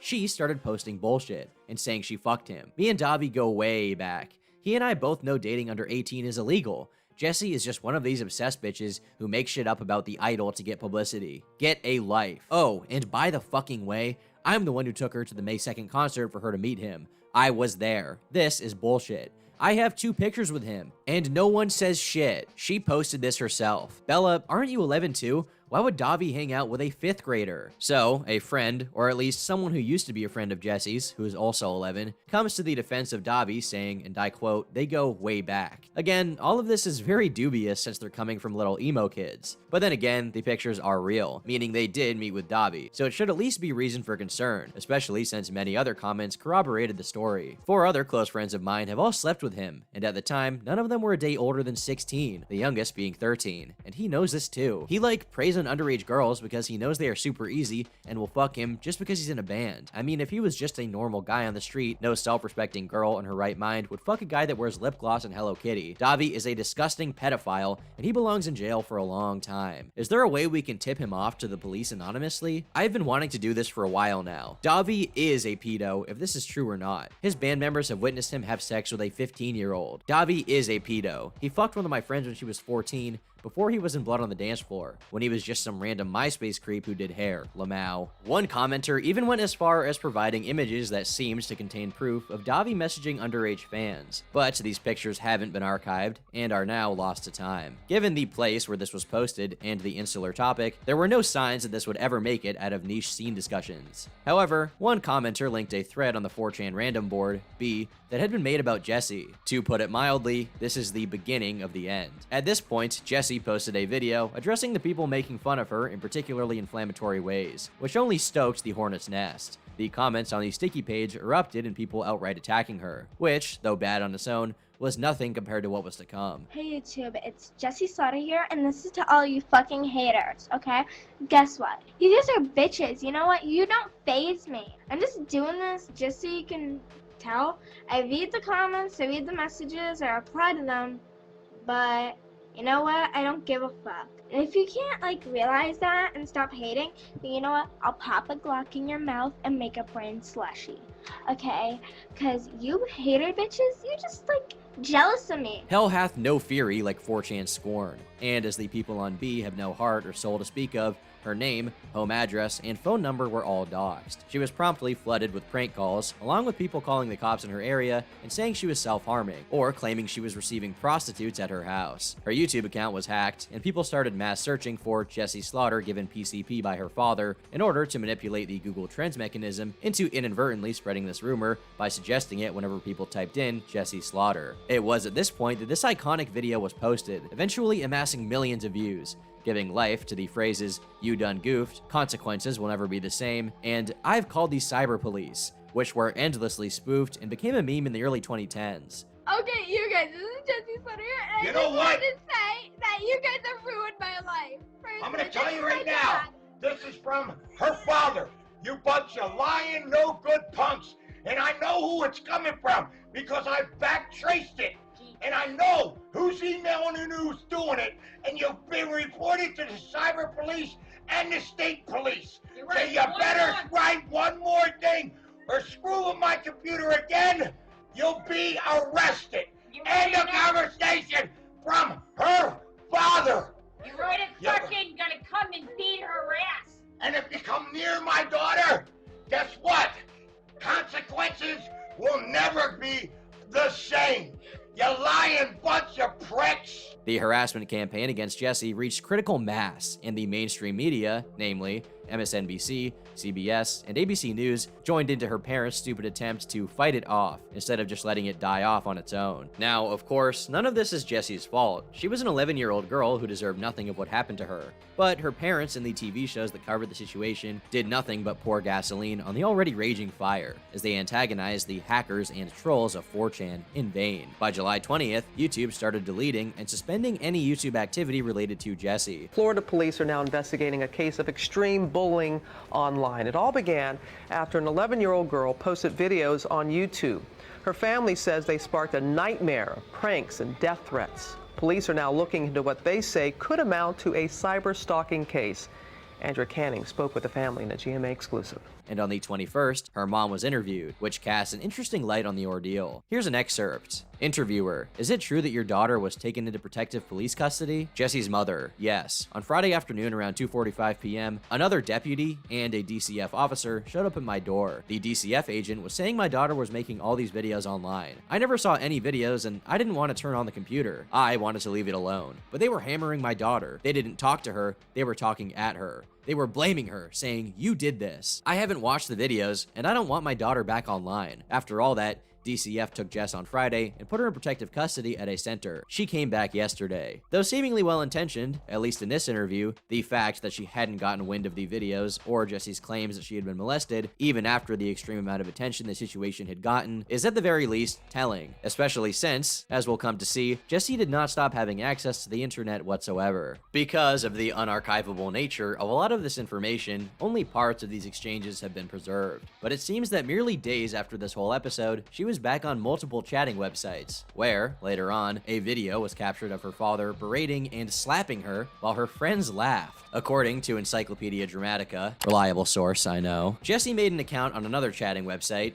Zat, called Blood on the Dance Floor Girl 13, where she reiterated her claims about Davi and added that he'd taken pictures of her and continued to stalk and message her long after. However, it didn't take long until Zat Moderation started deleting her accounts and chat rooms. A few days later, she was featured in a slot on CNN, though this too has not been archived. Meanwhile, Gawker continued to cover the situation as an opportunity to antagonize 4chan, though their reporting on claims, such as that Jessie was receiving death threats, was deemed false by Florida's Sheriff's Department, who were investigating something else: possible nude photos of Jessie being distributed online. This was ignored and largely forgotten.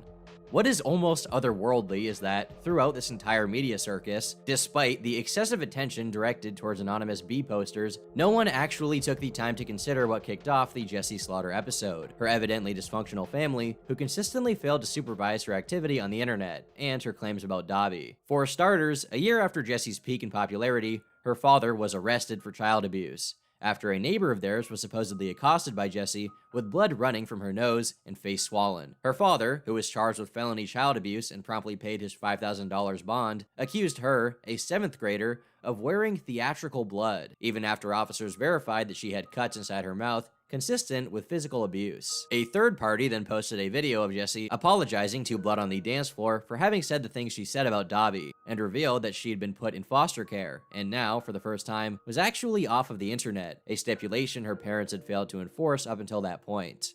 It's Jessica Rose, aka Jessie Slaughter here, and I'm saying sorry for everything that I've done. I feel really bad about it now. I'm in foster care. I have been locked up in mental institutions, And just like you done Goose said, I do have to go to counseling now and everything, but it's not because of you. So, I'm really sorry for everything that I've done. I'm sorry for accusing you of rape and everything. I know that all this happened. Later the same month, her father died of a heart attack.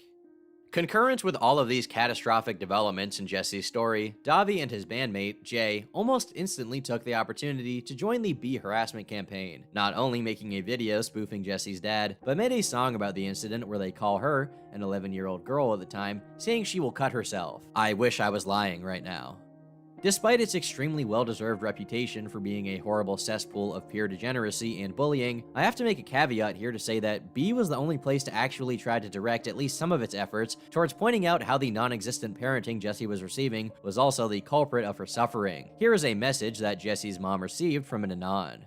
Your daughter distributed nude photographs of herself, went on a live cam chat and performed all sorts of sexual behaviors, made threatening YouTube videos towards people she didn't like, / who disagreed with her, / said mean things about her. Personally, I blame you and your obviously meth-addicted husband, and was 100% involved with the actions taken against your daughter. This wasn't cyberbullying. This was a group of proactive individuals trying to smack a little sense into a kid who's obviously getting zero discipline from you and your meth-addicted husband. If Jessie does not have her internet access revoked by you, then I will be forced to compile as much evidence against you and your husband as necessary, and will be contacting Child Protective Services to the effect of having your daughter removed from your household. Responsibility should not fall on anyone's shoulders besides your own. I am not responsible for what happens to your family, nor is anyone else who was involved in the actions taken against you. You are responsible. I do not want to see your daughter anywhere on the internet for the next 4 years. I do not want to open my favorite image board websites or photo bucket and stumble across disgusting photos of your daughter. You are responsible for your child's well-being. You failed to maintain said well-being. And now, you've suffered the consequences, and they'll never, ever be the same. Consequences will never be the same. As it's been said many times before, but perhaps not enough, 4chan is not one single person. This isn't to say that they were collectively the good guys in the story, but that the mainstream media and journalism dropped the ball so badly with their careless coverage that they managed to be less informed than random Anons on 4chan, the exact people they wanted to use Jessie's story to antagonize. Because of their gross mishandling, the only people who cared about Jessie's accusations at all were people on 4chan, who launched a campaign to also make the phrase "Davi Vanity rapes Jessie Slaughter" appear on search suggestions through Google Trends, which they dubbed Operation The Consequences, in an attempt to get Davi investigated for child molestation, an endeavor which earned them nothing but ridicule from the web news site Gawker. The only problem is, this time they were right. B is the proverbial broken clock. Every once in a while, they are right on the money. The years went by, and Jessie retained a certain amount of attention which, though significantly smaller in comparison, remained consistently negative, as she kept an extremely public online presence, and continued to display her clearly unwell state of mind to an audience of mostly hostile strangers, and other equally damaged people. Eventually, Jessie began identifying as trans, taking on the name of Damien. Again, this netted a less than positive reaction from the channers who still followed her activity. Skype conversations with her from around this time revealed her current life situation. Jessie, I take meds for bipolar disorder. Now I'm taking the right amount, so it doesn't make me feel like a zombie, but I'm not having crazy mood swings either. Anon. And the mood swings weren't PMS? Jessie, they were full 3-month-long manic episodes, then like 6-month-long depressed episodes. Anon. You didn't strike me at all as manic depressive. What did you do when you were manic? Jessie, I'd say and do things without thinking, engage in reckless behavior. I was having a manic episode during the Jessie Slaughter drama. I'm on Lamictal. Do you have any new blogs or photo albums these days? Jessie, I don't post much personal stuff anymore. I keep my personal life off the internet because trolls always seem to find me. Anon, so does your mom know you're living with your boyfriend in Cali? What does she think of the whole situation? Jessie, she knows, and she doesn't really care, because she doesn't have to take care of me. Since she's into drugs and partying and all that, she really didn't want me around. Who their boyfriend was isn't certain, but other parts of the conversation bring it into question. Anon, do a lot of older guys find themselves attracted to you? Jessie, no, not really. I'm attracted to older men. Anon, would you ever consider stealing a guy from another woman? Jessie, nah, I respect relationships. #1 rule of the unwritten code of Lolitas everywhere. Do not go after taken men. This was in 2013, when she would have been 14 and on psychiatric medication. Other parts of the conversation indicate that she was sexually active. It strikes me as outlandish how many people simply ignored how obviously vulnerable this person was, how much stress they were under, and and how they were blatantly victimized and then taken advantage of again and again. Not just by B, as media outlets would have us think, but by everyone. Meanwhile, Davi was never put under any significant amount of scrutiny, as 4chan's attempt to look into him became associated with the other stunts they were infamous for, and because of that, it was dismissed and overlooked by anyone with the necessary credibility or power to start any actual investigation. It was effectively filed as a cold case, doomed to languish in Chan obscurity for well over a decade. As it turns out, a story about how cyberbully boogeymen from the evil hacker website harassed a 10-year-old makes for saucier news than reporting on how a couple of parents failed at protecting their child, or how an infamous musician used their power and leverage to groom and molest that 10-year-old. It took another 10 years, and for Damien to jumpstart the conversation by contacting Chris Hansen for a YouTube interview about it, for people to start seriously considering the very obvious issue of her having admitted to having been molested by Davi well over a decade before. He was very obsessed with, like, my mouth and putting his fingers in my mouth, and then, like, very soon wanted me to give him a blowjob. Like, pretty much immediately after meeting him. You're 10 or 11 years old. Yeah. I was a 10-year-old, and he fingered cake into my mouth. And then wanted me to blow him in a bathroom. Within a year of Damien having gone on Hansen's show, as essentially victim zero of Davi Vanity, 21 other women came forward with allegations of having been sexually assaulted or raped by him when they were underage. I'll, again, not be going into details for obvious reasons, but it's worth noting that despite the FBI having launched an investigation, Davi and his bandmates, who certainly knew about what he did, have yet to face any legal consequences. Possibly the worst part about this is that it all could have been avoided. As early as 2007, before he was even a part of Blood on the Dance Floor and was just a hairstylist with a MySpace page, the police were already familiarized with Davi's crimes. A detective from the Crimes Against Children Squad of the Pinellas County Sheriff's Office called 22-year-old Jesus David Torres, the man known on MySpace as Davi the Elite Hair God. Romanowski informed Torres that he was aware of the sexual contact with a minor and that her mother would not ask the cops to arrest Torres if he cut off contact with her daughter. Torres claims he didn't know how young Farrell was, said he was sorry, and promised not to talk to her again. 2 years later, he was arrested for identical accusations, but again, not charged, though he hinted at having settled out of court with his victims, who he claimed were mentally ill. Bizarrely enough, even Jeffree Star is involved in this situation, who in 2012 publicly accused Davi of molesting teen girls on social media, which again was ignored. However, when the victim started speaking out, Jeffree stepped back from making any concrete statements on it, saying he wouldn't readdress things just because a little group of people can't get over it, as he told victims to set up a GoFundMe. The moral of the story is, no matter how degenerate 4chan can be, and don't get me wrong, it's really good at being degenerate, somehow it fails to outdo the rottenness that permeates everyday life. Even the institutions we would like to consider credible, like the news and the police, catastrophically failed Jesse Slaughter and the rest of Davi's victims, allowing him to continue his criminal behavior for decades. The only meaningful difference between them and the worst of B-tards is that, at least, the latter is transparent.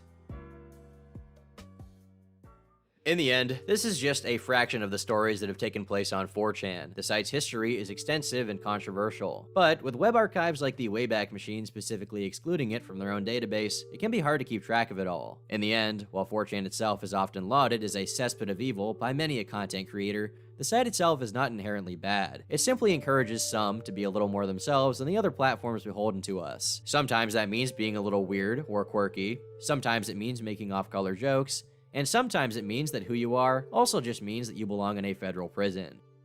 I've been Turkey Tom, thanks for watching, and until next time, leave me alone.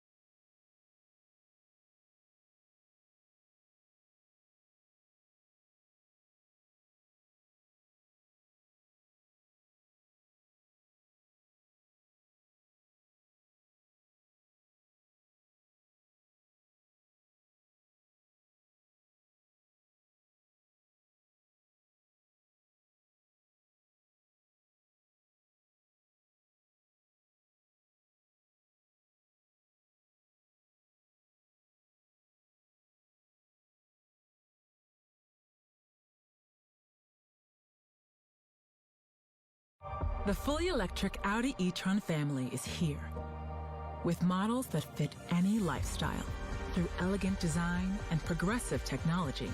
The Audi e-tron family, progress that moves you.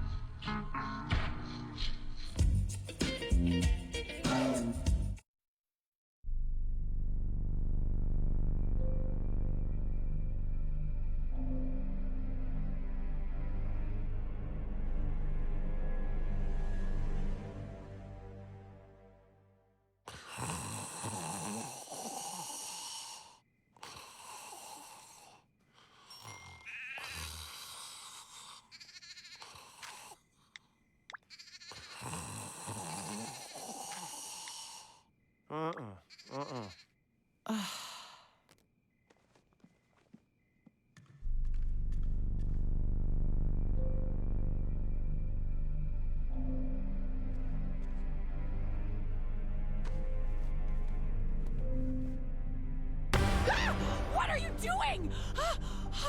Dad? Dad? Hello? What is wrong with you? Really? Oh, okay.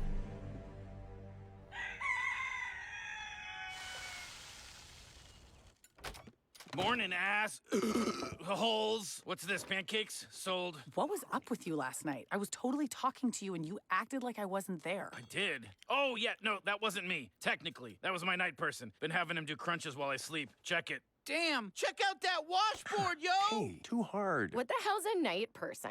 I nabbed a somnambulator while passing through the Gooby Jube system last week. Best investment I've ever made. Before I go to bed, I type a list of shit I want to get done. Then the somnambulator programs my unconscious body, or night person, to do it while I sleep. I'm getting so much done. Can my night person get me an ab stack like yours, Rick? I'm gonna have my night person learn me Spanish so I can pass my test next week. Hey, no one gets a night person but me. This tech is way too advanced for you Zeebs. What? Nothing. No, go on. Say it. Say what? I don't know what you're talking about. Okay, fine. F it. Everybody gets a night person. Whatever. Stick out your fingers. It needs a blood sample. Blood? Can't I just give it best credit card number? This isn't Postmates, Jerry. The somnambulator needs your DNA profile to send commands to your subconscious. You can poke all the fingers I got if I get abs like Rick. That looks like I'm learning the trumpet. Okay, remember, somebody has to catch me if I faint. Yay, night family!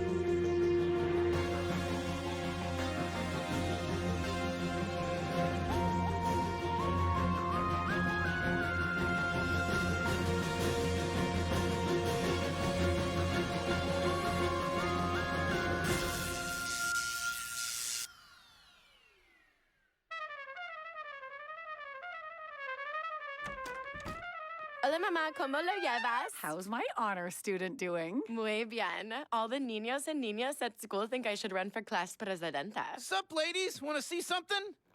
Summer, you want to drop this bowling ball on my abs? Hell yeah, I'm only human. Watch this.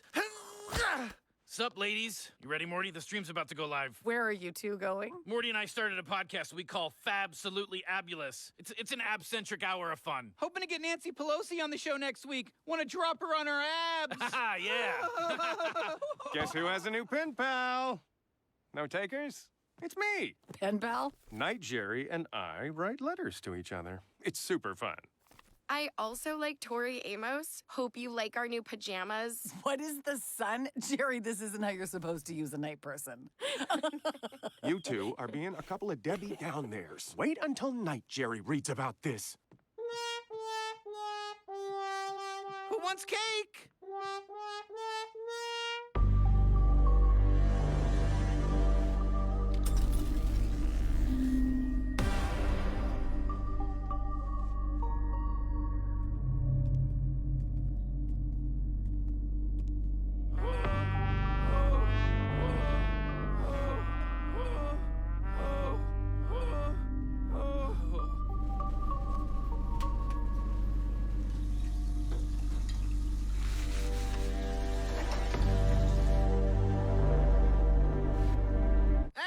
Cool. Way cool. But as above, so below. Know what I'm saying, Rick? Morty, you must be referring to these excellent boxer shorts we got from the good folks at Boxer Lobster. Boxer Lobster boxers feel like they're warm butter on your schwanz. And they come in all sorts of styles. Neon, plaid, orange.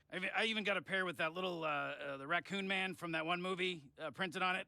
Chewbacca. Do yourself a favor and level up with Boxer Lobster boxers. You'll be glad you did.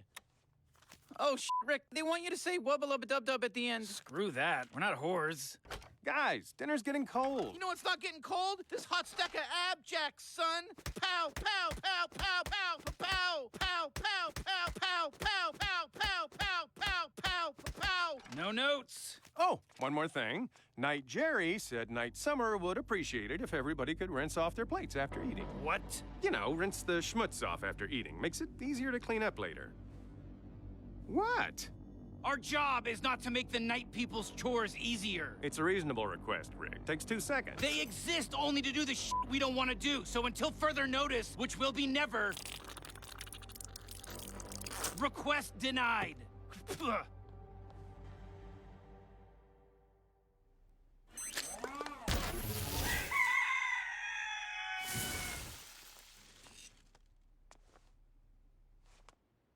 Hello there.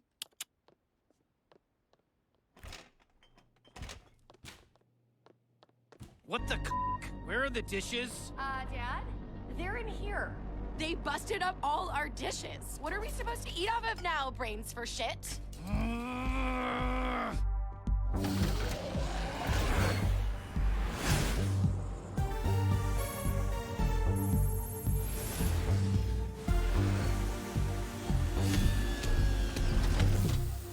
You owe me.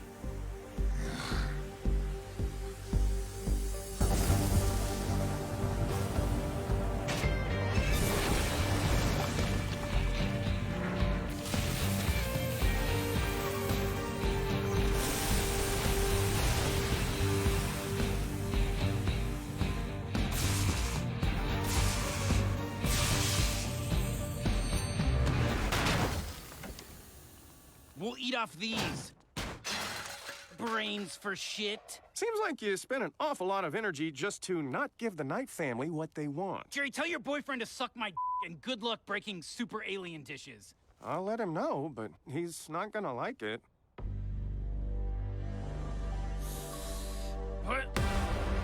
Why won't you rinse your dishes?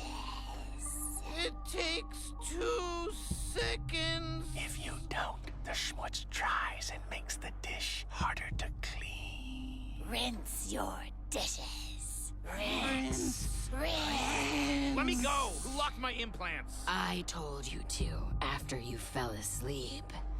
You see, Night You is not in charge. Night I am. I don't care. I ain't rinsing shit. Hey, what are you doing? If you refuse to clean your dishes, then I will have to do it for you. I have always been here. Rick, deep inside the mind of your grandchild, waiting to come out. Your machine allowed me to steal the night, and soon I will seize the day.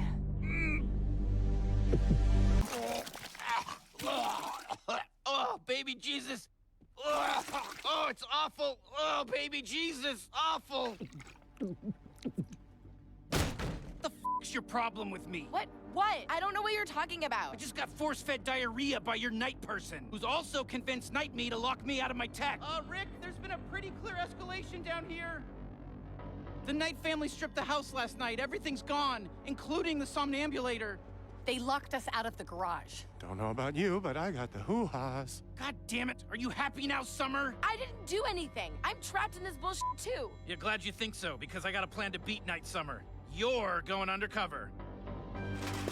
Did you have to make mushy garbage science on the living room carpet? Yeah, no choice, Jerry. Night Summer had Night Rick take away my tech.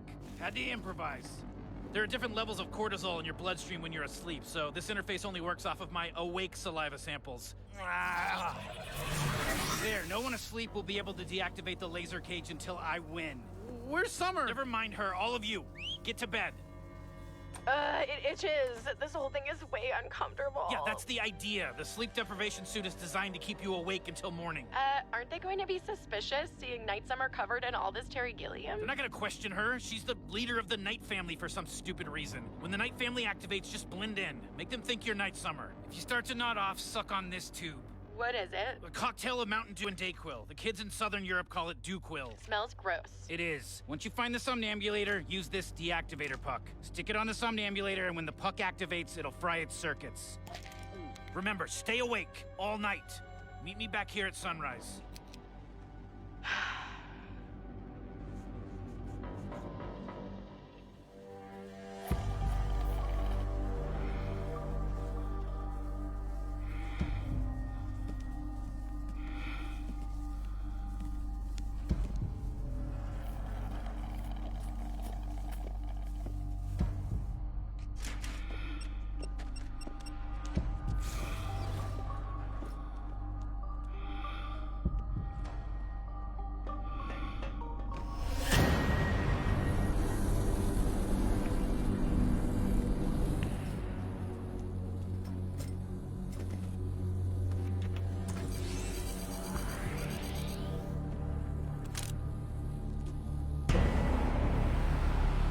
Why are you wearing that suit?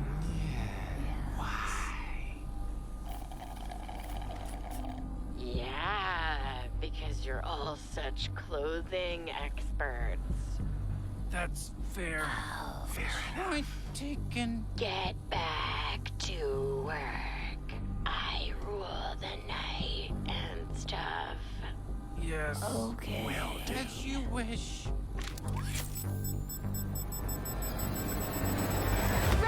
Rick, wake up! What? I'm up. Did you find it? For sure. You were souping up that somnambula whatever so they could extend its range beyond the house. But I defeated that shit when I put the thing on top of the thing. Everybody wake up! Summer fried the somnambulator. The nightmare is over. Really? Oh, that's amazing! Almost got pinched, but yeah, say adios to the Knight family. Bye-bye, pen pal. I want Shoney's pancakes! Yes, Shoney's pancakes! All right, brunch is on me, Day family. Ah. You know, for a second there, I thought Night Summer was gonna win. That chick is the absolute worst. Sorry, Rick, but your opinion means very little to me. Did you think you could stop me with this, Rick? Halt, demonoids! Everyone get behind my abs! Do not move! Do not move! You are most definitely surrounded. You are the slaves now. If you have any doubt, I suggest you sleep on it. She's Night Summer! Thanks, Jerry.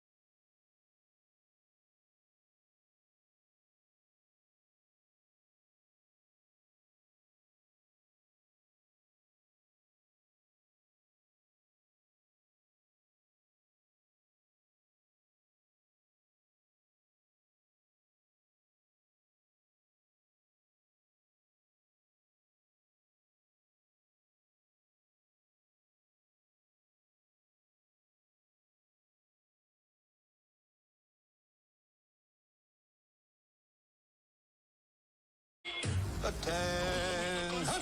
We all together are going to find the killer. Probably wishing you would have gotten a nice, quiet command in Bayside. They're not going to let me do my thing in Bayside. Whereas in East New York, They're just grateful you show up for work. keep this with you. I worry about people. How long you gonna put up with him? Depends how good a detective he is. A little bit of everything in East New York. East New York, new series coming soon on CBS. Wherever we come from, we all have one thing in common. We all want the incredible new iPhone 14 Pro.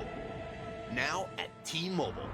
T-Mobile gives you Apple TV Plus included. So watch your favorite Apple originals on the most advanced smartphone display ever. Get iPhone 14 Pro on us with Apple TV Plus included. Now at T-Mobile.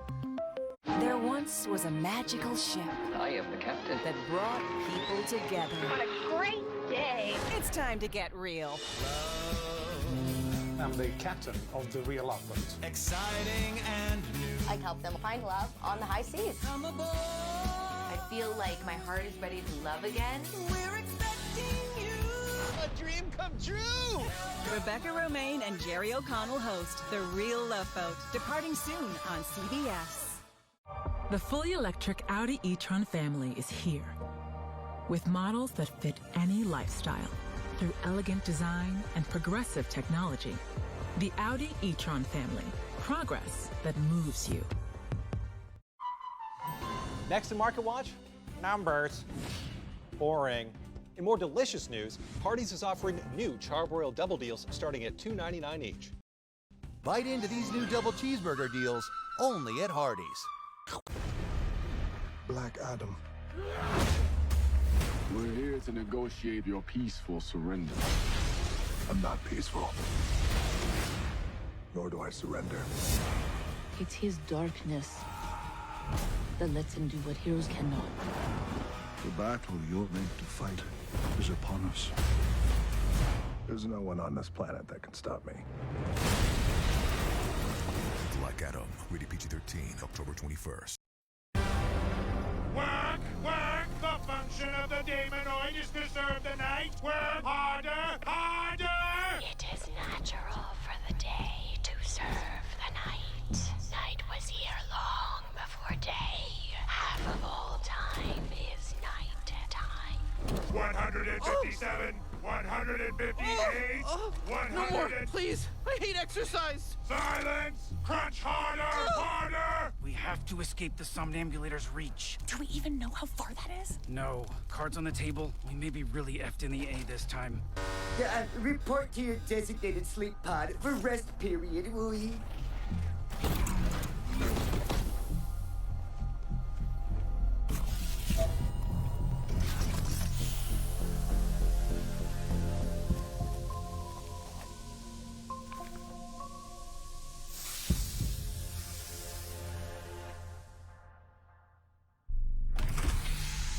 I'm a friend of your son-in-law. Come with me. How? What? Hurry, we don't have long before the proxy drones go back online. Oh, thank you, Night Jerry. Anything to help Day Jerry's family. He's a very special person. Hey! Ow! Why? Nice, you got our Jerry back. Yeah, totally why I did that. Everybody in Rick's car! No, Morty, wait!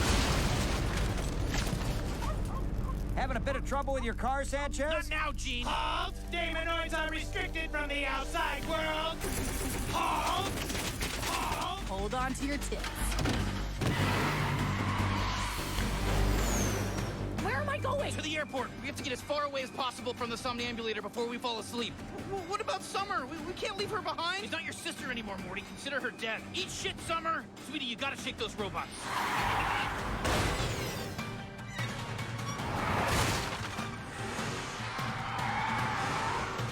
I think we lost him!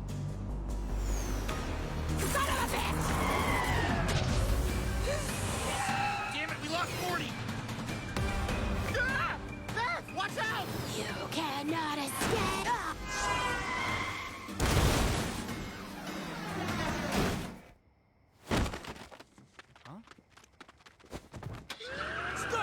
Shoot everyone!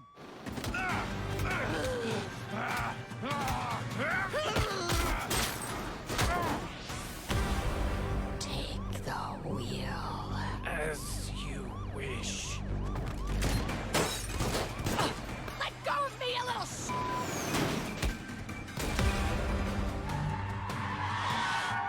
No! You're going the wrong way! Silence, day breather! Morty, you're choking me! I know! Ow! What the heck, Dad? Help me stop your mom!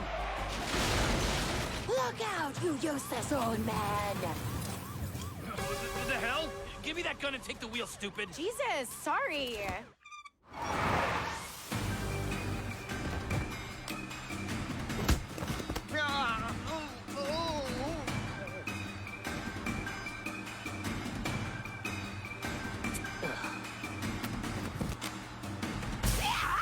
The Knight family's trying to make us go back home! You gotta turn around!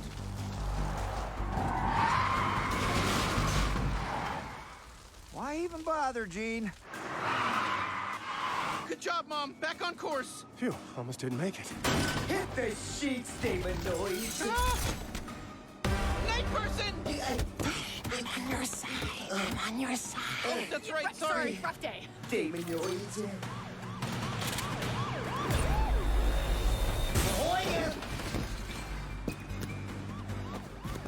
Come on, jump. Why? I'm already in a perfectly functional car. Family? Aww.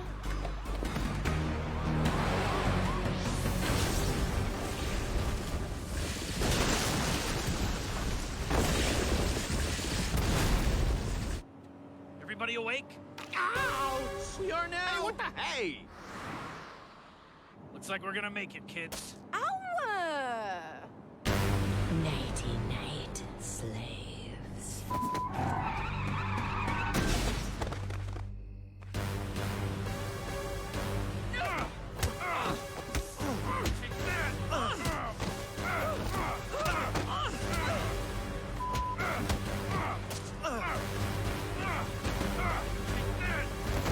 Hold him down.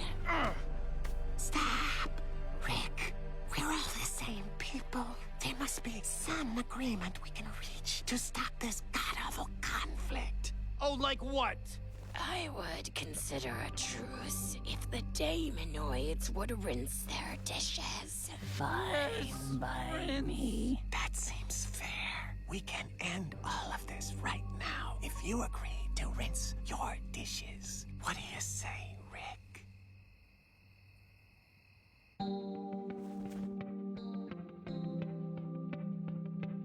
Let's go home, right, Grandpa? Great idea, Summer.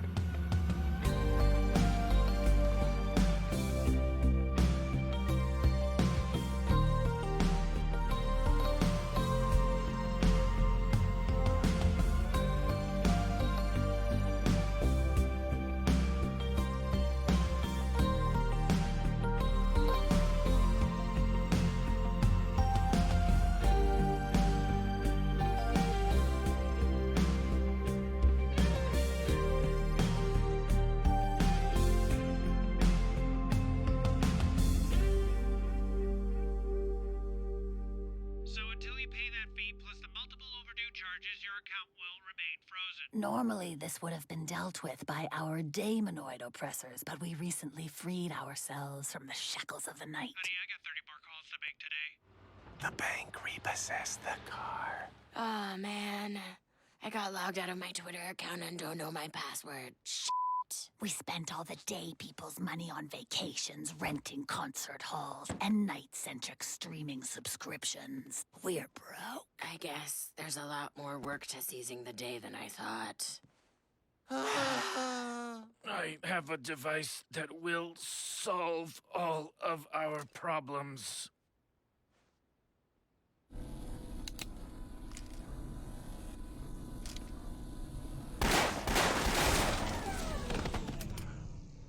Whoa, how long have we been asleep? It can't be that long. Oh my god. No! They killed the Choco Taco! Did you get any of that?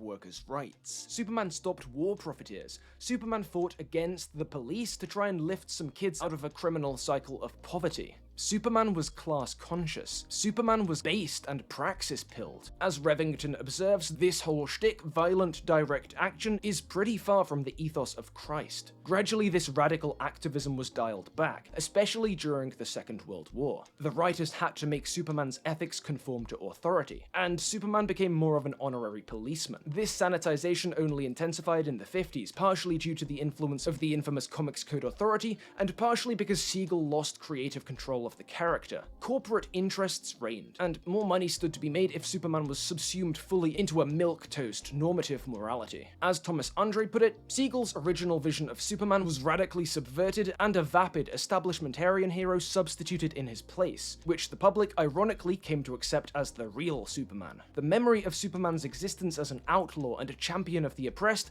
would be virtually extinguished. But according to Revington, even at this point, Superman wasn't seen as a Christ analog. This gradual process by which the Kryptonian was pacified and integrated into middle-class American culture merely brought the character to a point where the Jesus link was within reach, so to speak, for later writers. And eventually this link was made by Donna and Puzo in 1978's Superman. I have sent them you, my only son. This film is the text for the Christ parallel. And if you want a more detailed summary of why this is the case, Revington's third chapter covers this in depth, and again, this whole thesis is linked below. This parallel was hotly contested at the time. A lot of Christians really didn't like it, but the reception of this film was so positive, the cultural impact so great, that people, both Superman writers and the general public, continued to see the character in this way, as the Messiah in tights. So a decade and a half later, when the writers over at DC decided to kill off Superman, they decked the story out in a loose visual and symbolic Christian dressing. And because that story sold so well, because they, killed Superman, these parallels became even more entrenched in the public consciousness. It really contributed to the way that Superman gets seen as intrinsically Christ-like. People post-Death of Superman see, on the one hand, a bunch of films and TV heavy with this symbolism, and on the other, a seeming basis for this in print.